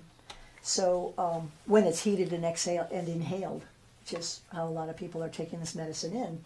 So that's one problem. Hexane is used for the CBD extraction, and that's found by the EPA to be a neurotoxic that produces numbness in the extremities, muscular weakness, blurred vision, headache, and fatigue. On the other hand, hemp is a bioaccumulator. It absorbs toxic substances from the soil, and it could save the earth. In 2015, I went to a conference in Las Vegas, and the keynote speaker was Ralph Nader, and he was like all about hemp. He was like, hemp is great to save the ecology, to save the environment, because it's going to pull all these toxins out of our earth. But don't use it as medicine. He was like right on it, you know. So Ralph Nader, I have a lot of respect for Ralph Nader. And then hemp you're going to find a lot of medicines in various dispensaries that are hemp-based CBD or hemp-based anything. And just really, I'll equivocate on whether you do edibles or tinctures. I'll be loose and liberal about a lot of things, but not about the hemp thing. I think it's a very serious mistake to get your medicine derived from hemp. Hemp. Low in THC and other cannabinoids. It's a bunch of stalks and seeds, not flowers, leaves, and stems.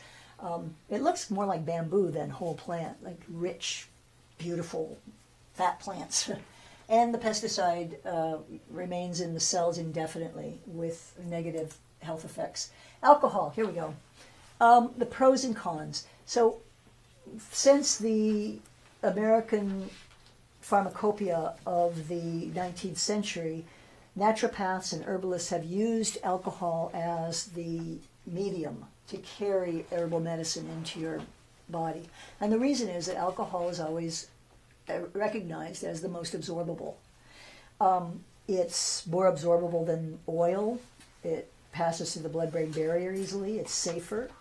Any medicine that has over 35% alcohol will kill any microbes that might want to creep up. And one of the problems that people have with our alcohol-based tinctures is that they say, well, I'm an alcoholic, I don't want the alcohol. Well, we're actually talking about a biodynamic grape alcohol that is so pure. We have to get it from Ashland, Oregon. It's very, very pure. And it helps people shake alcoholism. See, because as a conveyor of CBD, it helps to rid the body of that addictive need for alcohol. So sounds contradictory, but it actually is a good thing. Now on the cons, you know, again, oil-based tinctures are often more palatable for patients who dislike that sharp taste of the alcohol tincture, and children are more willing to take an oil-based medicine. Although what we generally recommend with children or with people who can't handle the sharpness of the tincture on the tongue is just put it in a little tiny bit of water and swish it in your mouth in that way. But I'm going to have my staff talk about how to take these medicines in a minute. Children are, oils are less expensive to use in manufacturing cannabis tinctures, so on the shelf you're going to see CBD tinctures made from oil that are going to be less expensive than the ones made from biodynamic grape alcohol. It's just true. And it offers an alternative for individuals who want to avoid even a very, very small amount of alcohol. Diet, very important. We'll go through it quickly because we're mostly talking about cannabis today, but you really want to watch for food with a high GI value, and that means glycemic index value. Because it has to do with blood sugar levels and how they rise and fall very quickly. Foods with low GI value will have a more slow and steady effect. This is what happened to our diet in the 20th century. If we look at our ancestors, our great-grandparents, if they had meat on the table once a month, that was a big deal. They didn't have wine with dinner every night. They didn't have coffee every day. They didn't have white sugar and white flour and all the processed foods that have come out of the processed food industry in the 20th century. Our diet has shifted from a natural one to a very unnatural one a lot in the last century. So those are things that are messing with our blood sugar. They're messing with our inflammation levels in our body. They even mess with the question of stress, you know? I mean, all the high. Here's a list of things that you're going to learn to love if you know how to cook them. Arugula, bok choy, broccoli, Brussels sprouts, cabbage, cauliflower, collard greens, kale, mustard greens, radish, turnip, watercress. Couldn't find a list more different from a Big Mac if you made it up. But it's, you know, our palates are used to a certain kind of junk food, and palates are changeable. Those little buds on our tongue that tell our brains what is good and what's bad, what's sweet and what's not. You can change those by changing what foods you are eating. It actually changes this happened to me in the early 70s.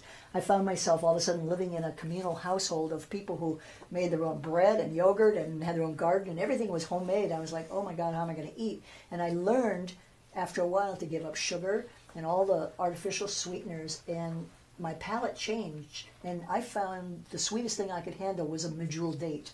You know, after that, sugar didn't taste good to me. You know, I've fallen off the wagon a little bit since then, but it's true. You can change your palate. If you've got family members that are just stuck on junk food, you can change their palates.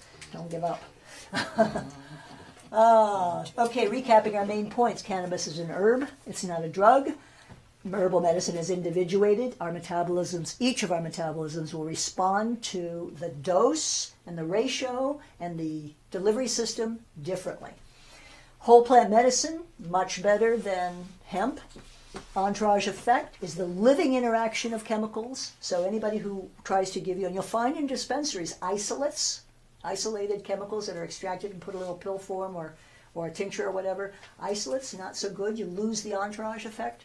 THC and CBD work very well together, and this whole herbal medicine thing requires something that none of us in this culture are trained to do. We're trained to be very passive about our medicine. You get a piece of paper from the doctor, you go to the pharmacy, you go to one window and they give you some instructions, another window gives you a bottle, you read what it says on the bottle and you do it. Herbal medicine requires that we be aware, sensitive to how we're feeling. Our dose, our delivery system, our ratios are going to be based on how we feel. When I got rid of my arthritis, I was taking 3 to 4 doses. We made it up. Half of a 1 ounce dropper, we're calling a dose, as a baseline. I was doing 3 to 4 doses a day. The first time I noticed that I didn't have arthritis in the morning after it rained all night and the barometer had zoomed was the first big rainstorm we had here in Mendocino, and I woke up in the morning and I could move my fingers. First time in my adult life I could move my fingers without pain. And I thought, yes, it's working. So I cut back from 3 to 4 to 2 times a day, and then down to 1 time a day. And now I do half a dose a day, just maintenance. So you adjust your dose based on how you're feeling. If I cut down to 2 times a day, but then my fingers started hurting because the barometer went bazoom again, I'll crank it back up. You can do no harm with herbs. That's the good news. Almost through it. Okay, it's part of a holistic healing. Don't forget, nutrition's critical. Eat whole organic foods, avoid sugars and high acid foods, reduce your meat consumption. This is, you know, we can't be like the guy with the bottle of wine a night, you know, and the 4th stage stomach cancer. It's like, no, this just doesn't make any sense. So,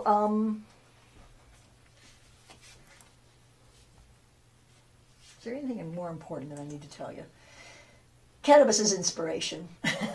Are you ready for the future of this amazing herb? It's not going anywhere, so we might as well learn all we can about it. Do you have any questions? At this point, there's more information. Very nice. Thanks. I'm so sorry about the video. But I want to now turn the stage over to, and you guys can decide who goes first and who's second. This at Dragonfly Wellness Center, you get something you don't get. And we're very lucky to live in this part of the world, because most especially women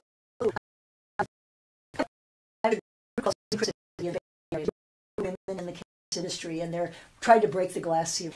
And I went to do a presentation to them, and 2 of the women who were just a little bit younger than me, they said they walked into a dispensary and they went up to the counter and they said to this young guy who was about 22 years old, whatever, and they said, "What do you have for menopause?"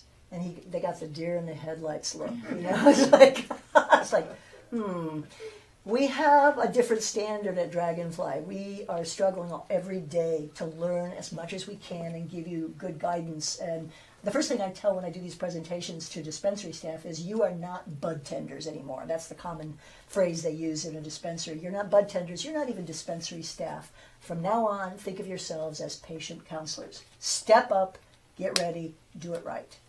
So, who wants to go first? Candy. Candy Fox is our operations supervisor. Hi. As Jude was saying, at Dragonfly, we offer and encourage our patients to try all forms of healing. We do offer services such as massage, acupuncture, yoga, tai chi, and we offer a large selection of cannabis and non-cannabis products.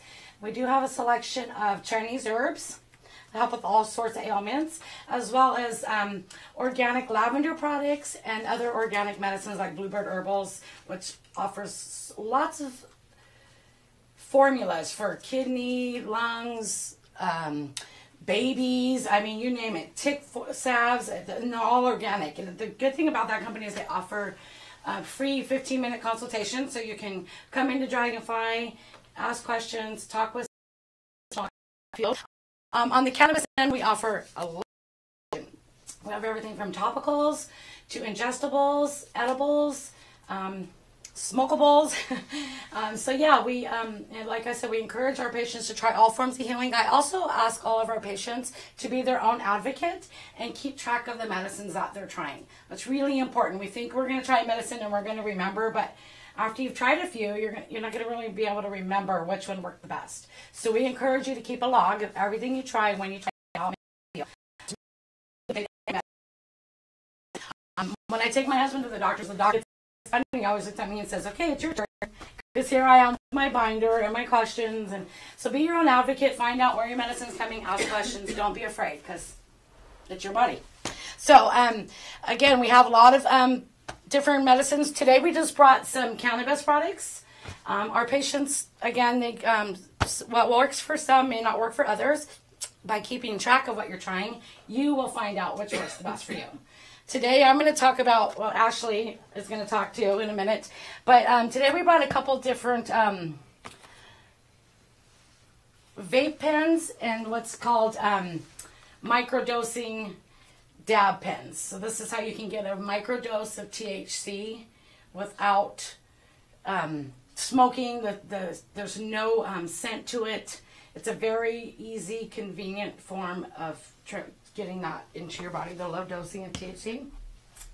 For some patients, vaping is a good option. So we do have a large selection of vape pens, but this is one that I particularly like. I'm not really a vape pen person, but this one is really unique because it has targeted targeted formulas and precise dosing, which means they have selected strains that work for individual problems. If you have a problem with being calm, there's a calm pen. And this is a high CBD one.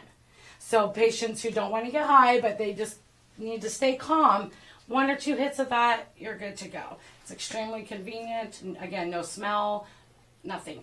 And it stops you from dosing after 1 dose. So it just stops working. It vibrates and it just stops. So, and then there's lots of different formulas. They have sleep. They have, and let me check my notes. Relief for pain. There's even new lines of, help me out, Ashley. Passion. Yes, they have the arousal one. Arousal, passion, bliss. Bliss is a really nice one because I had a patient that tried it and she has a lot of ailments. She said, what will help me right now? She has so many, I don't even want to begin to, there's a list of them. But she said, I can't even think right now. I don't even want to be here, so I said, take a hit of this. 1 hit within a matter of 2 minutes. She was like, wow, I'm like a different person right now. I feel so mellow and calm. So it was a really good relief for her. So that was that was a good thing for her. So that is just 2 of the vape/dab options that we offer our patients. Again, we do have topicals, salves, lotions. What I tell everybody is, you name it, we have it. And if we don't have it, we can get it for you. So come in. We're open every day from 10 to 7. And our knowledgeable staff will be able to help you find the medicine that is right for you and the dosing that is right for you as well. And you're located where? Sorry? Where are you located? We're located at 17851 17851 North Highway 1. We have some handouts here we're going to give you, honey. And we're open 7 days a week from 10 to 7. We're just across the street from Steve's Auto Body, if you're familiar with this, 1 mile south of the Highway 20, Highway 1 intersection. Any questions on those products? I could talk about more products, but I don't know. Ashley, you want to talk about 1 or 2? Sure. And then I'll cover some other ones. Hi, Ashley Talcott, and with Dragonfly staff. As Candy was saying, we have a whole variety of things that we can use. The vape pens themselves, 2 of the best points of these is they are done in a pure cannabis oil. Even the Humboldts, they are reintroduction, the terpenes, to fight the specific calming, the relief, the arousal. So they're very unique in that aspect. And the dosing of itself, and only every hit it vibrates to let you know that you're getting the exact dose. So it saves a lot of problems in the titration areas of the vaping side. Then to bring us to our Bhutan lineup, it's one of our better sellers. It has everything from our high CBD 20-to-1 tincture done in the biodynamic organic alcohol to the Focus that Jude was touching base on, which is the 1-to-1, great for nighttime relaxation, mental clarity, anxiety, and a variety of different pain relief as well. We also have our APB, which is a arthritic pain balm. It uses a combination of herbs that are all geared towards the anti-inflammatory side of things. It does have cannabis in it as well. But this is one of our best sellers for the topical side of things. Getting down into the systemic side of things and going to the very high CBD 20-to-1, it is one of the best anti-inflammatory, anti-convulsant, helping with the cancer side of things. Being it is in a pure biodynamic organic base, it is going to uptake in our bodies a lot better than some of the oil-based tinctures that you're going to find on the market right now. And from there, we also have our MJ2X, which is a pain balm. It also is one of our antifungal, antimicrobial, also a few different herbs all geared towards that side of everything. And to round up the Bhutan side, we have one of our most pure and concentrated. This is our MJ4X. It is a pure THC concentrate. this is what we were looking towards the cancer patient side, the higher pain relief side of things. It does have 550 milligrams of THC inside of it and also 87 milligrams of CBDs. So for fighting the cancer side of it, the true microdosing side is definitely to be preached with this. The actual dose size varies, but we've looked to start at a half a grain of uncooked white rice, so we're talking very, very small. The goal is to really start to combat some of it without leaving you too high to function for the day, and truly, you know, learning the dose rate starting in the evening. It is a very, very pure and concentrate that has many, many different. Yes? You find that that's quite consistent as far as effect? Absolutely. It is one of the most effective things that Dragonfly has, and we had But consistency, like you don't get in one time you'll get something that is high in THC, and another time you'll get something. Oh no, this one is very controlled. Yeah. It is very controlled, and everyone I have seen has came in the same milligrams of THC and CBD. So that side of it is very pure and very controlled for our patients. If I could just add to that, the consistency of the medicine is measured by lab results, which all of our medicine makers go through several reputable labs, SC Labs, CW Analytical, Bay Area labs that test the medicines. With the CBD Mendo tinctures, we test both at harvest time, test the raw materials, and then test after the tinctures are made as well. But that's consistency of medicine, which we're only getting more consistent with the regulations that are coming from the state, because they're going to be requiring that they go through state-regulated labs that have certain checkoff lists that you have to meet. So those standards of consistency of medicine are going to get higher. Consistency of body response is totally individuated. That's a different thing. That's a completely different story. Exactly. Yeah. Which you really play into dose size and how much, and starting out you could be even smaller, you could be a little bit higher. It all depends on a person's tolerance and their experience in this field of medicine. Right. Ashley mentioned half the size of a grain of rice, and that has been a starting point for many people, but for some people who have never touched THC in their life, we go even smaller than that. The whole mantra with THC is go low, go slow. Go low, go slow, because you can always add a little bit more, but you can't go backwards. You're up at night watching the funny video with the water, you know. Especially with that. Right. Exactly. Yeah. So that is, you know, some of the products that Dragonfly has to offer. More information can be reached at the BhutanWellbeing.org website. And even the Dragonfly Wellness.org website as well. DragonflyWellness.org, right. And I will pass it back over to Jude. Thank you for your time. And people can, thank you both very much. And I want people to ask questions about the medicines. But I just realized sitting there, heck with the video, you know, we've got patients in this room who can give testimony about the use of these medicines. And I think Candy can talk about the 40-some pharmaceuticals a day. 45 pharmaceuticals a day that you were on. Ashley can talk about his fiance and what how she's benefited with autoimmune disease.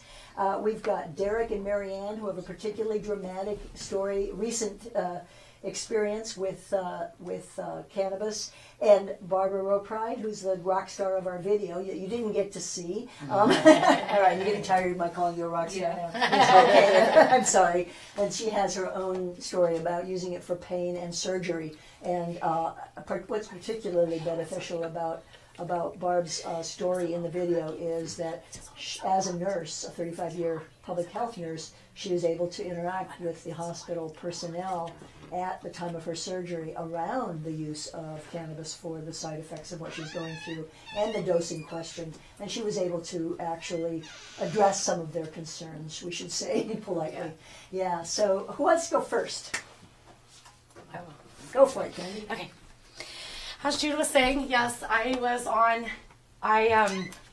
long story short, I broke both my hips when I was 15 in a car accident. Can we just take just a second here, and we're going to do a little switcheroo and change, so that for this, and this will be not really necessary anymore, correct? Right. So this is going to be... Oh, good, because we want to get everybody on tape. We're going to be Heather, but then you guys come talk. Please come sit down and relax. Oh. Okay? So as you tell your story, you can go sit in one of those Right. chairs. That means, yeah, go ahead. Go ahead. Come on. No. Somebody else, come on up. Come on. Come on. Have you all framed nice and I'll sit next to you. So we'll have you come one at a time. That way you're on camera and on mic. How good is that? Ready? Go. Go. As Jude was saying, yes, I was on 45 prescribed pharmaceuticals a day at one point. When I was 15, I broke both my hips in a car accident. They told me then I would be paralyzed probably be paralyzed at the age 40. 40 and a half, I was paralyzed from the waist down temporarily. I am still partially paralyzed, but just from my own will to not give up, I'm able to walk, but I am still considered partially paralyzed. But I was prescribed 45 pharmaceutical opioids a day. That is, if you can just imagine, I was taking 15 pills at a time. And the doctor was prescribing these to me, and they were okay with it. I was on 400 milligrams of morphine a day, 16 Percocets a day. That's 2 Percocets every 4 hours. The countless thousands of milligrams of gabapentin, muscle relaxers, and all the other good things that they give you to go when they give you these pills.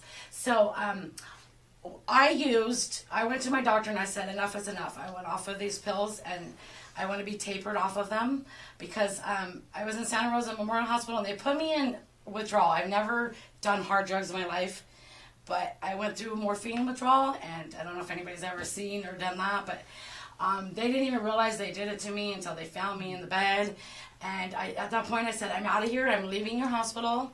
And they said, well, you can't walk. And then that's when I just got the walker. And I just started walking. I said, I'm walking out of here. You either get me home or I'm walking. So that's when I said, enough is enough. And I went to my doctor and I said, I'm done with your pain pills. I'm done with your program, whatever you guys got going here. And I tapered off of them with the help and only with the grace of MJ4X. I don't know what I would have done without this. Not only did it help me through the addiction of all those pain pills, but it also kept the pain away. One dose of this, 8 hours with no pain. It was like I was on IV drops. I mean, you name it for pain. I mean, they were sending me home with bags and just. So, anyways, that's my testimony that this product in particular. I used to use cannabis for recreational purposes. I still kind of do, but now it's more on the medicinal end. I understand the medicinal value behind it, and I understand how it's helped my body heal. And as you can see, I can walk. Not very fast or very good, but I definitely am on the road to recovery. I have a question. Candy, Yes. how long did that whole process of getting off of the pharmaceuticals and completely on cannabis and functional again, how long, are we talking weeks, months, years? Months. When you taper off, especially morphine, you can only go down a certain amount of milligrams every so many days or week or whatever. So it was a very slow process, but I knew once I went through that withdrawal one time, I never wanted to go through that again. That was the worst feeling I ever had. I've never felt like that in my life. So yeah, it was months, but I did it, and like I said, it was only through the help of these products that I think that I got through. And Jude. So. Any other questions for Candy? It's quite a story. Yes. So, what do you take now as a maintenance, if anything? I only use cannabis. That's it. Use that same product? Well, I don't need to use this because I don't have severe pain anymore because I microdose constantly. If I were to have extreme pain, what I've learned in this is the doctor said everybody has pain. You're foolish if you think that people don't have pain. It's when you rest your body for 10 or 15 minutes, the pain doesn't go away, then there's an underlying problem. So that's when you need to find out where that problem's coming from. Inflammation causes pain. We all know that. So you got to get that down before you can get the pain. So I just do microdosing to answer that question. Small amounts all day. Never have to. I take 1 pill a day, and it's a prophylactic antibiotic because of all the things I've been through and the conditions I have. They don't want me to get so ill that I'm in the hospital. Because if I get even a stomach virus or any kind of virus, I'm in the hospital like that. So I stay on one end, and that's the only medicine I take. That's it, besides cannabis. Great. Thank you. Yeah. Thank you. Who wants to go second? Derek, you ready? Derek? This I is do. Hi, Derek. Hi, Marianne. This is a tag team story. I didn't expect to testify. I've been in the back room doing the audio for this production, but this is really timely.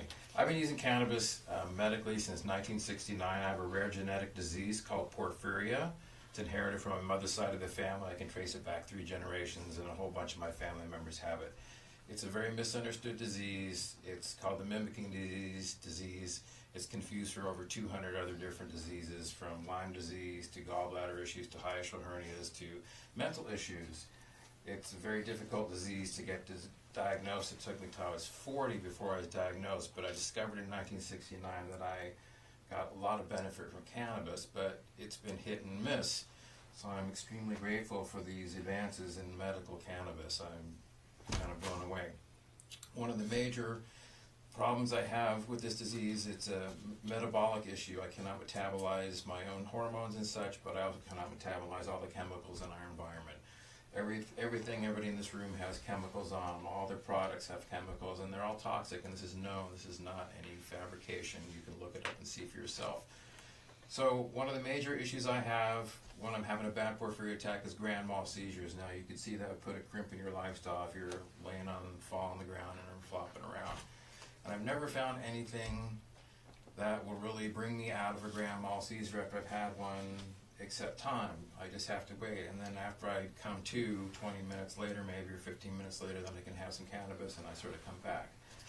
But something happened 2 days ago, I guess it was, here, and I don't really remember much after, but I was having a toothache and I was offered some a tincture, and I don't metabolize alcohol, and so I sort of took a whiff of the tincture, and I was stupid to do that, but I did, and then I don't remember much. So Marianne can tell you what happened. First of all, I should know better. Just almost, in fact, I think it was a year ago this week, Derek and I spent 22 hours in the ER here, and my primary job was to keep people from sticking him with needles using Benadine or alcohol or using hand sanitizer. He was extremely sick. It wasn't exactly even his porphyria that was going on, but he was critically ill. He was lucky really to get out of there alive. So I should know better. But so I've been experiencing a lot of different products. I've been on opioids for 3 years myself, and am now cutting back and trying to go off. I have osteoarthritis. I've had both knees, both hips replaced, and 2 back surgeries. So when they started giving them to me, it was, back when they decided that was a good thing, and I've been cutting back. So I've been excitedly trying to share some of these products with my friend Derek. So the other night I opened a bottle of tincture without even thinking about the alcohol effect and handed it to him, and he didn't even really sniff the bottle. He just went like this, and boom, he went out right here in the studio, hit his head on the way down, and he was out cold. And Terry, my partner, who owns Mendocino TV, had the foresight that he had just recently got that little bottle of oil, the pure oil. Was Derek in spasm, or was he just unconscious? Well, he was unconscious, and he was kind of moving around, but he was kind of coming out of it, too. But Terry took and got a drop of that on him, and, immediately he revived and came to, and we were able to get him up in a chair, and even his mental acuity seemed to come back fairly rapidly. So it was quite an amazing experience. Felt like a fool for trying to kill my friend. But this is a THC oil? The one no, it was one of the tincture. Oh, it's the little pure. The pure golden oil, the full spectrum THC oil. Yeah. And did Terry put it in your mouth, or did he put it? Did Terry put it in his mouth? On my finger when I rubbed it. I was able to rub it in my mouth. Yeah, he was able to. I was dopey. The whole can't think clearly, and literally almost instantly I was brought back. I've never experienced anything like this. I'm gonna keep some of that around. That's pretty amazing stuff. It's very powerful medicine. So, like I said, I'm extremely grateful for everybody that's doing this. And the thing I'm really grateful about is the purity, because of somebody with porphyria, a lot of people, when they used to cure their medicine, they cure it in places that aren't safe, garages, bathrooms, and the common ion effect is when cannabis dries, it gives up H2O, but it absorbs something. If there's anything toxic in that room, it will absorb that, and then you're smoking toxins, even though you claim it's organic. So the things your group is doing and other people that are really aware of this, I'm just grateful. Thank you. Oh, no, you're more than welcome. I want to come back to your medical story, too, in a second, but I want to say something about this oil. It was about 3 weeks ago, I think, that I was invited up to Grass Valley, to where they manufacture this oil. And most of our medicine makers in Mendocino County are, they're backyard, kitchen kind of homemakers of medicine. But I walked into this person's manufacturing lab, and it looked like a hospital surgical room. It was so clean, so neat, so tidy, so perfect. I thought, wow. And this guy is a chemist by hobby. And he showed me the CO2 extraction machine and all how they had everything laid out and cleaned and it was just an amazing setup. And on the shelf above the CO2 extraction machine were the stages of the THC oil after purges. The first stage after coming through CO2 extraction is like a dark brown. The next one is lighter. They purge it. And the final product is, do we have one with us? No. No, okay, it's a very light golden oil, and it's so pure. I think and what this illustrates is the thing that we said earlier about, do you want pure medicine when you're talking about herbal medicine and going into your body? And I think it's a perfect example of why that purity is so important. Yes. Because someone with a sensitive system, and we all have sensitive systems to different things, so we can have a reaction to anything, and Derek, poor fellow, happens to be an extreme example of sensitivity, but still, purity is pretty important. Marianne, you're now on opiates for a number of years, and what have you found has been working for you and not working for you with cannabis? This is all good information. Well, the first thing that I could really tell a difference with is with the arthritis salve, which I know is that the MX2 or the MX? Well, MJ2X is a muscle and skin and nerve salve. The APB, arthritis pain balm, is the arthritis. Actually, they both have really been similar. useful, but I use the stronger of the two. And recently, when we were in Oregon, I purchased a number of different types, and actually I bought some down here, and they just don't compare. They also, a lot of them use a lot of other herbs that are kind of noxious as well. And in fact, I have an issue with lavender. Really? Yeah. A lot of people do, actually. Yeah, I think that's kind of a common one in almost all of them. That's the first thing you get when you open the jar is knocked over by the lavender. Yeah. So the others I'm still experiencing. Oh, the kombucha. I would not touch kombucha if somebody paid me to until recently. And I tried some, and actually it's not only does it really taste good, which is kind of the downside of it, is you want to drink more of it than you probably should, is that it is helping me go to sleep at night and without waking up stupid in the morning. The edibles, they just don't seem to either do anything for me at all, or they do way too much, and I don't smoke anymore. One of my major problems with trying to find what works is that, first of all, between the opioids, I'm way oversensitive. And so it seems to be getting just a little bit better as I've been cutting back on my fentanyl patches. But in smoking most cannabis, I get even more sensitized, which causes me to have even more pain. So between that sensitivity and the adding, so the edibles have kind of been like that too. Well, I think that what you're speaking to is the thing that I was mentioning in the presentation, that edibles are very hard to self-titrate. So they're either not doing anything for you, or they're doing too much. And that's a self-titration problem with the edibles, and there's a lack of consistency, which I think is going to get ironed out as they in the new standards in 2018 and on.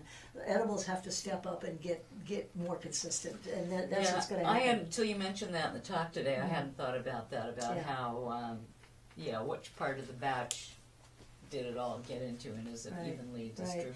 And let me ask if either of you from Dragonfly can explain. Marianne's talking about kombucha, but that's the name of it in a grocery store like Harvest Market. But what we actually have is called Cannabis. Can you talk about it a little bit? What it is? Yeah, cannabis kombucha is kombucha with added cannabis, and every batch is brewed individually and with all organic ingredients. That's what I forgot to mention. Dragonfly uses all organic medicines, and so that kombucha is made organically, and every batch is different, but she uses different strains, so every batch will be different. Sometimes it'll have OG Gold in there, RSO, which is a common term for full spectrum oil,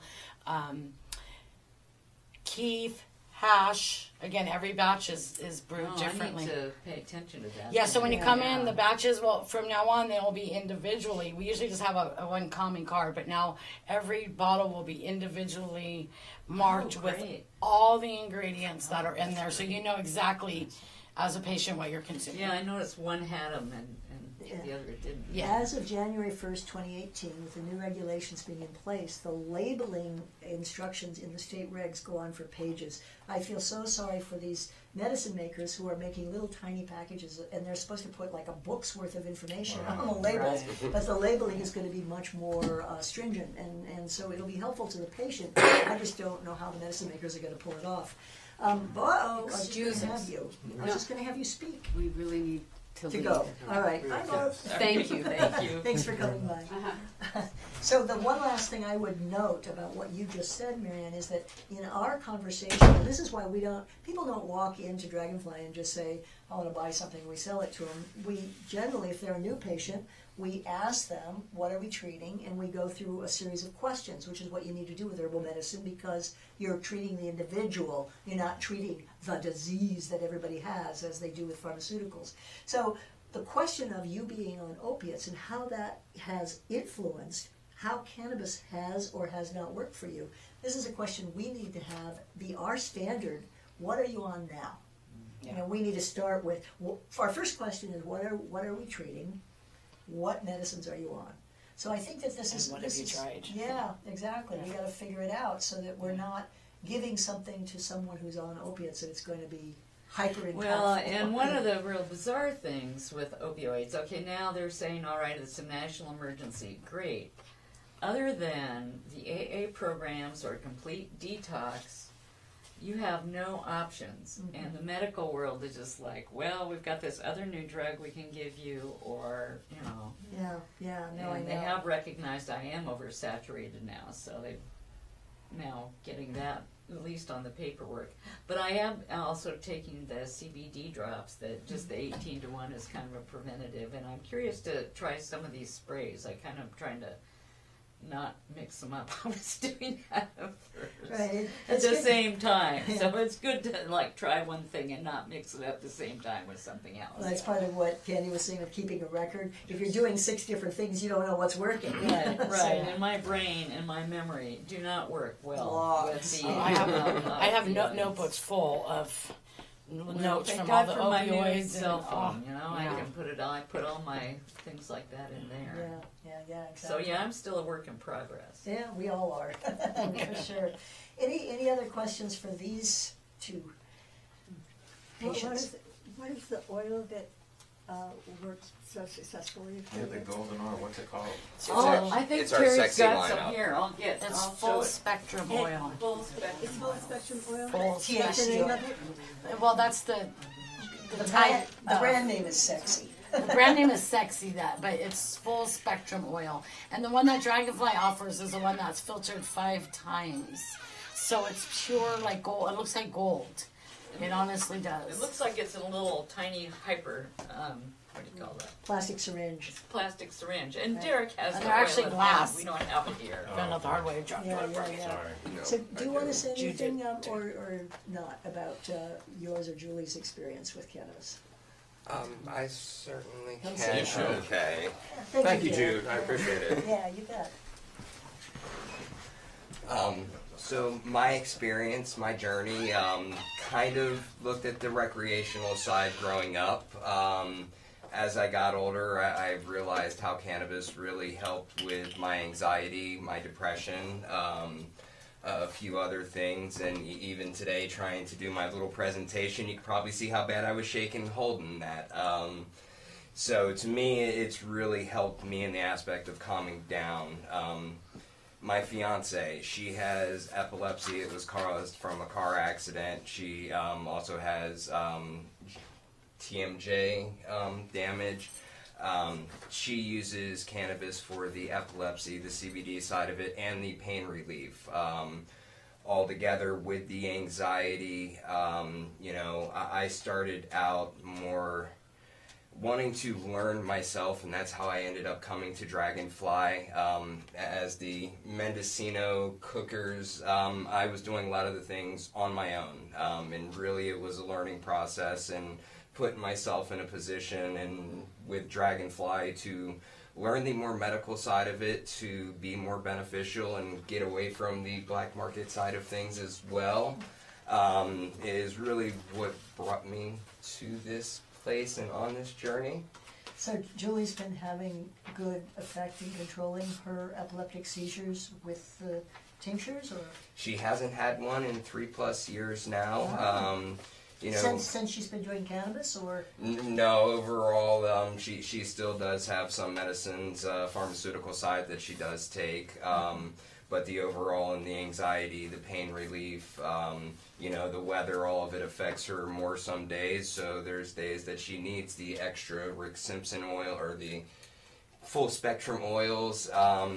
She takes a daily dose of that. Me, I use it for my back pain, sciatic issues as well. So yes, she's seen steady results. I'd love to see her get off of all of it, but one step at a time. Yeah, absolutely, one step at a time. Thank you very much, Ashley. Absolutely. I think that does it for Cannabis News and Views today. I thank you all for coming. You'll be able to see this program on MendocinoTV.com. Just go to the drop-down menu, Cannabis News and Views, and you'll find all our archived programs about cannabis on the website. And thank you very much for joining us today. Thank you. Thank you. We need a moment. We're still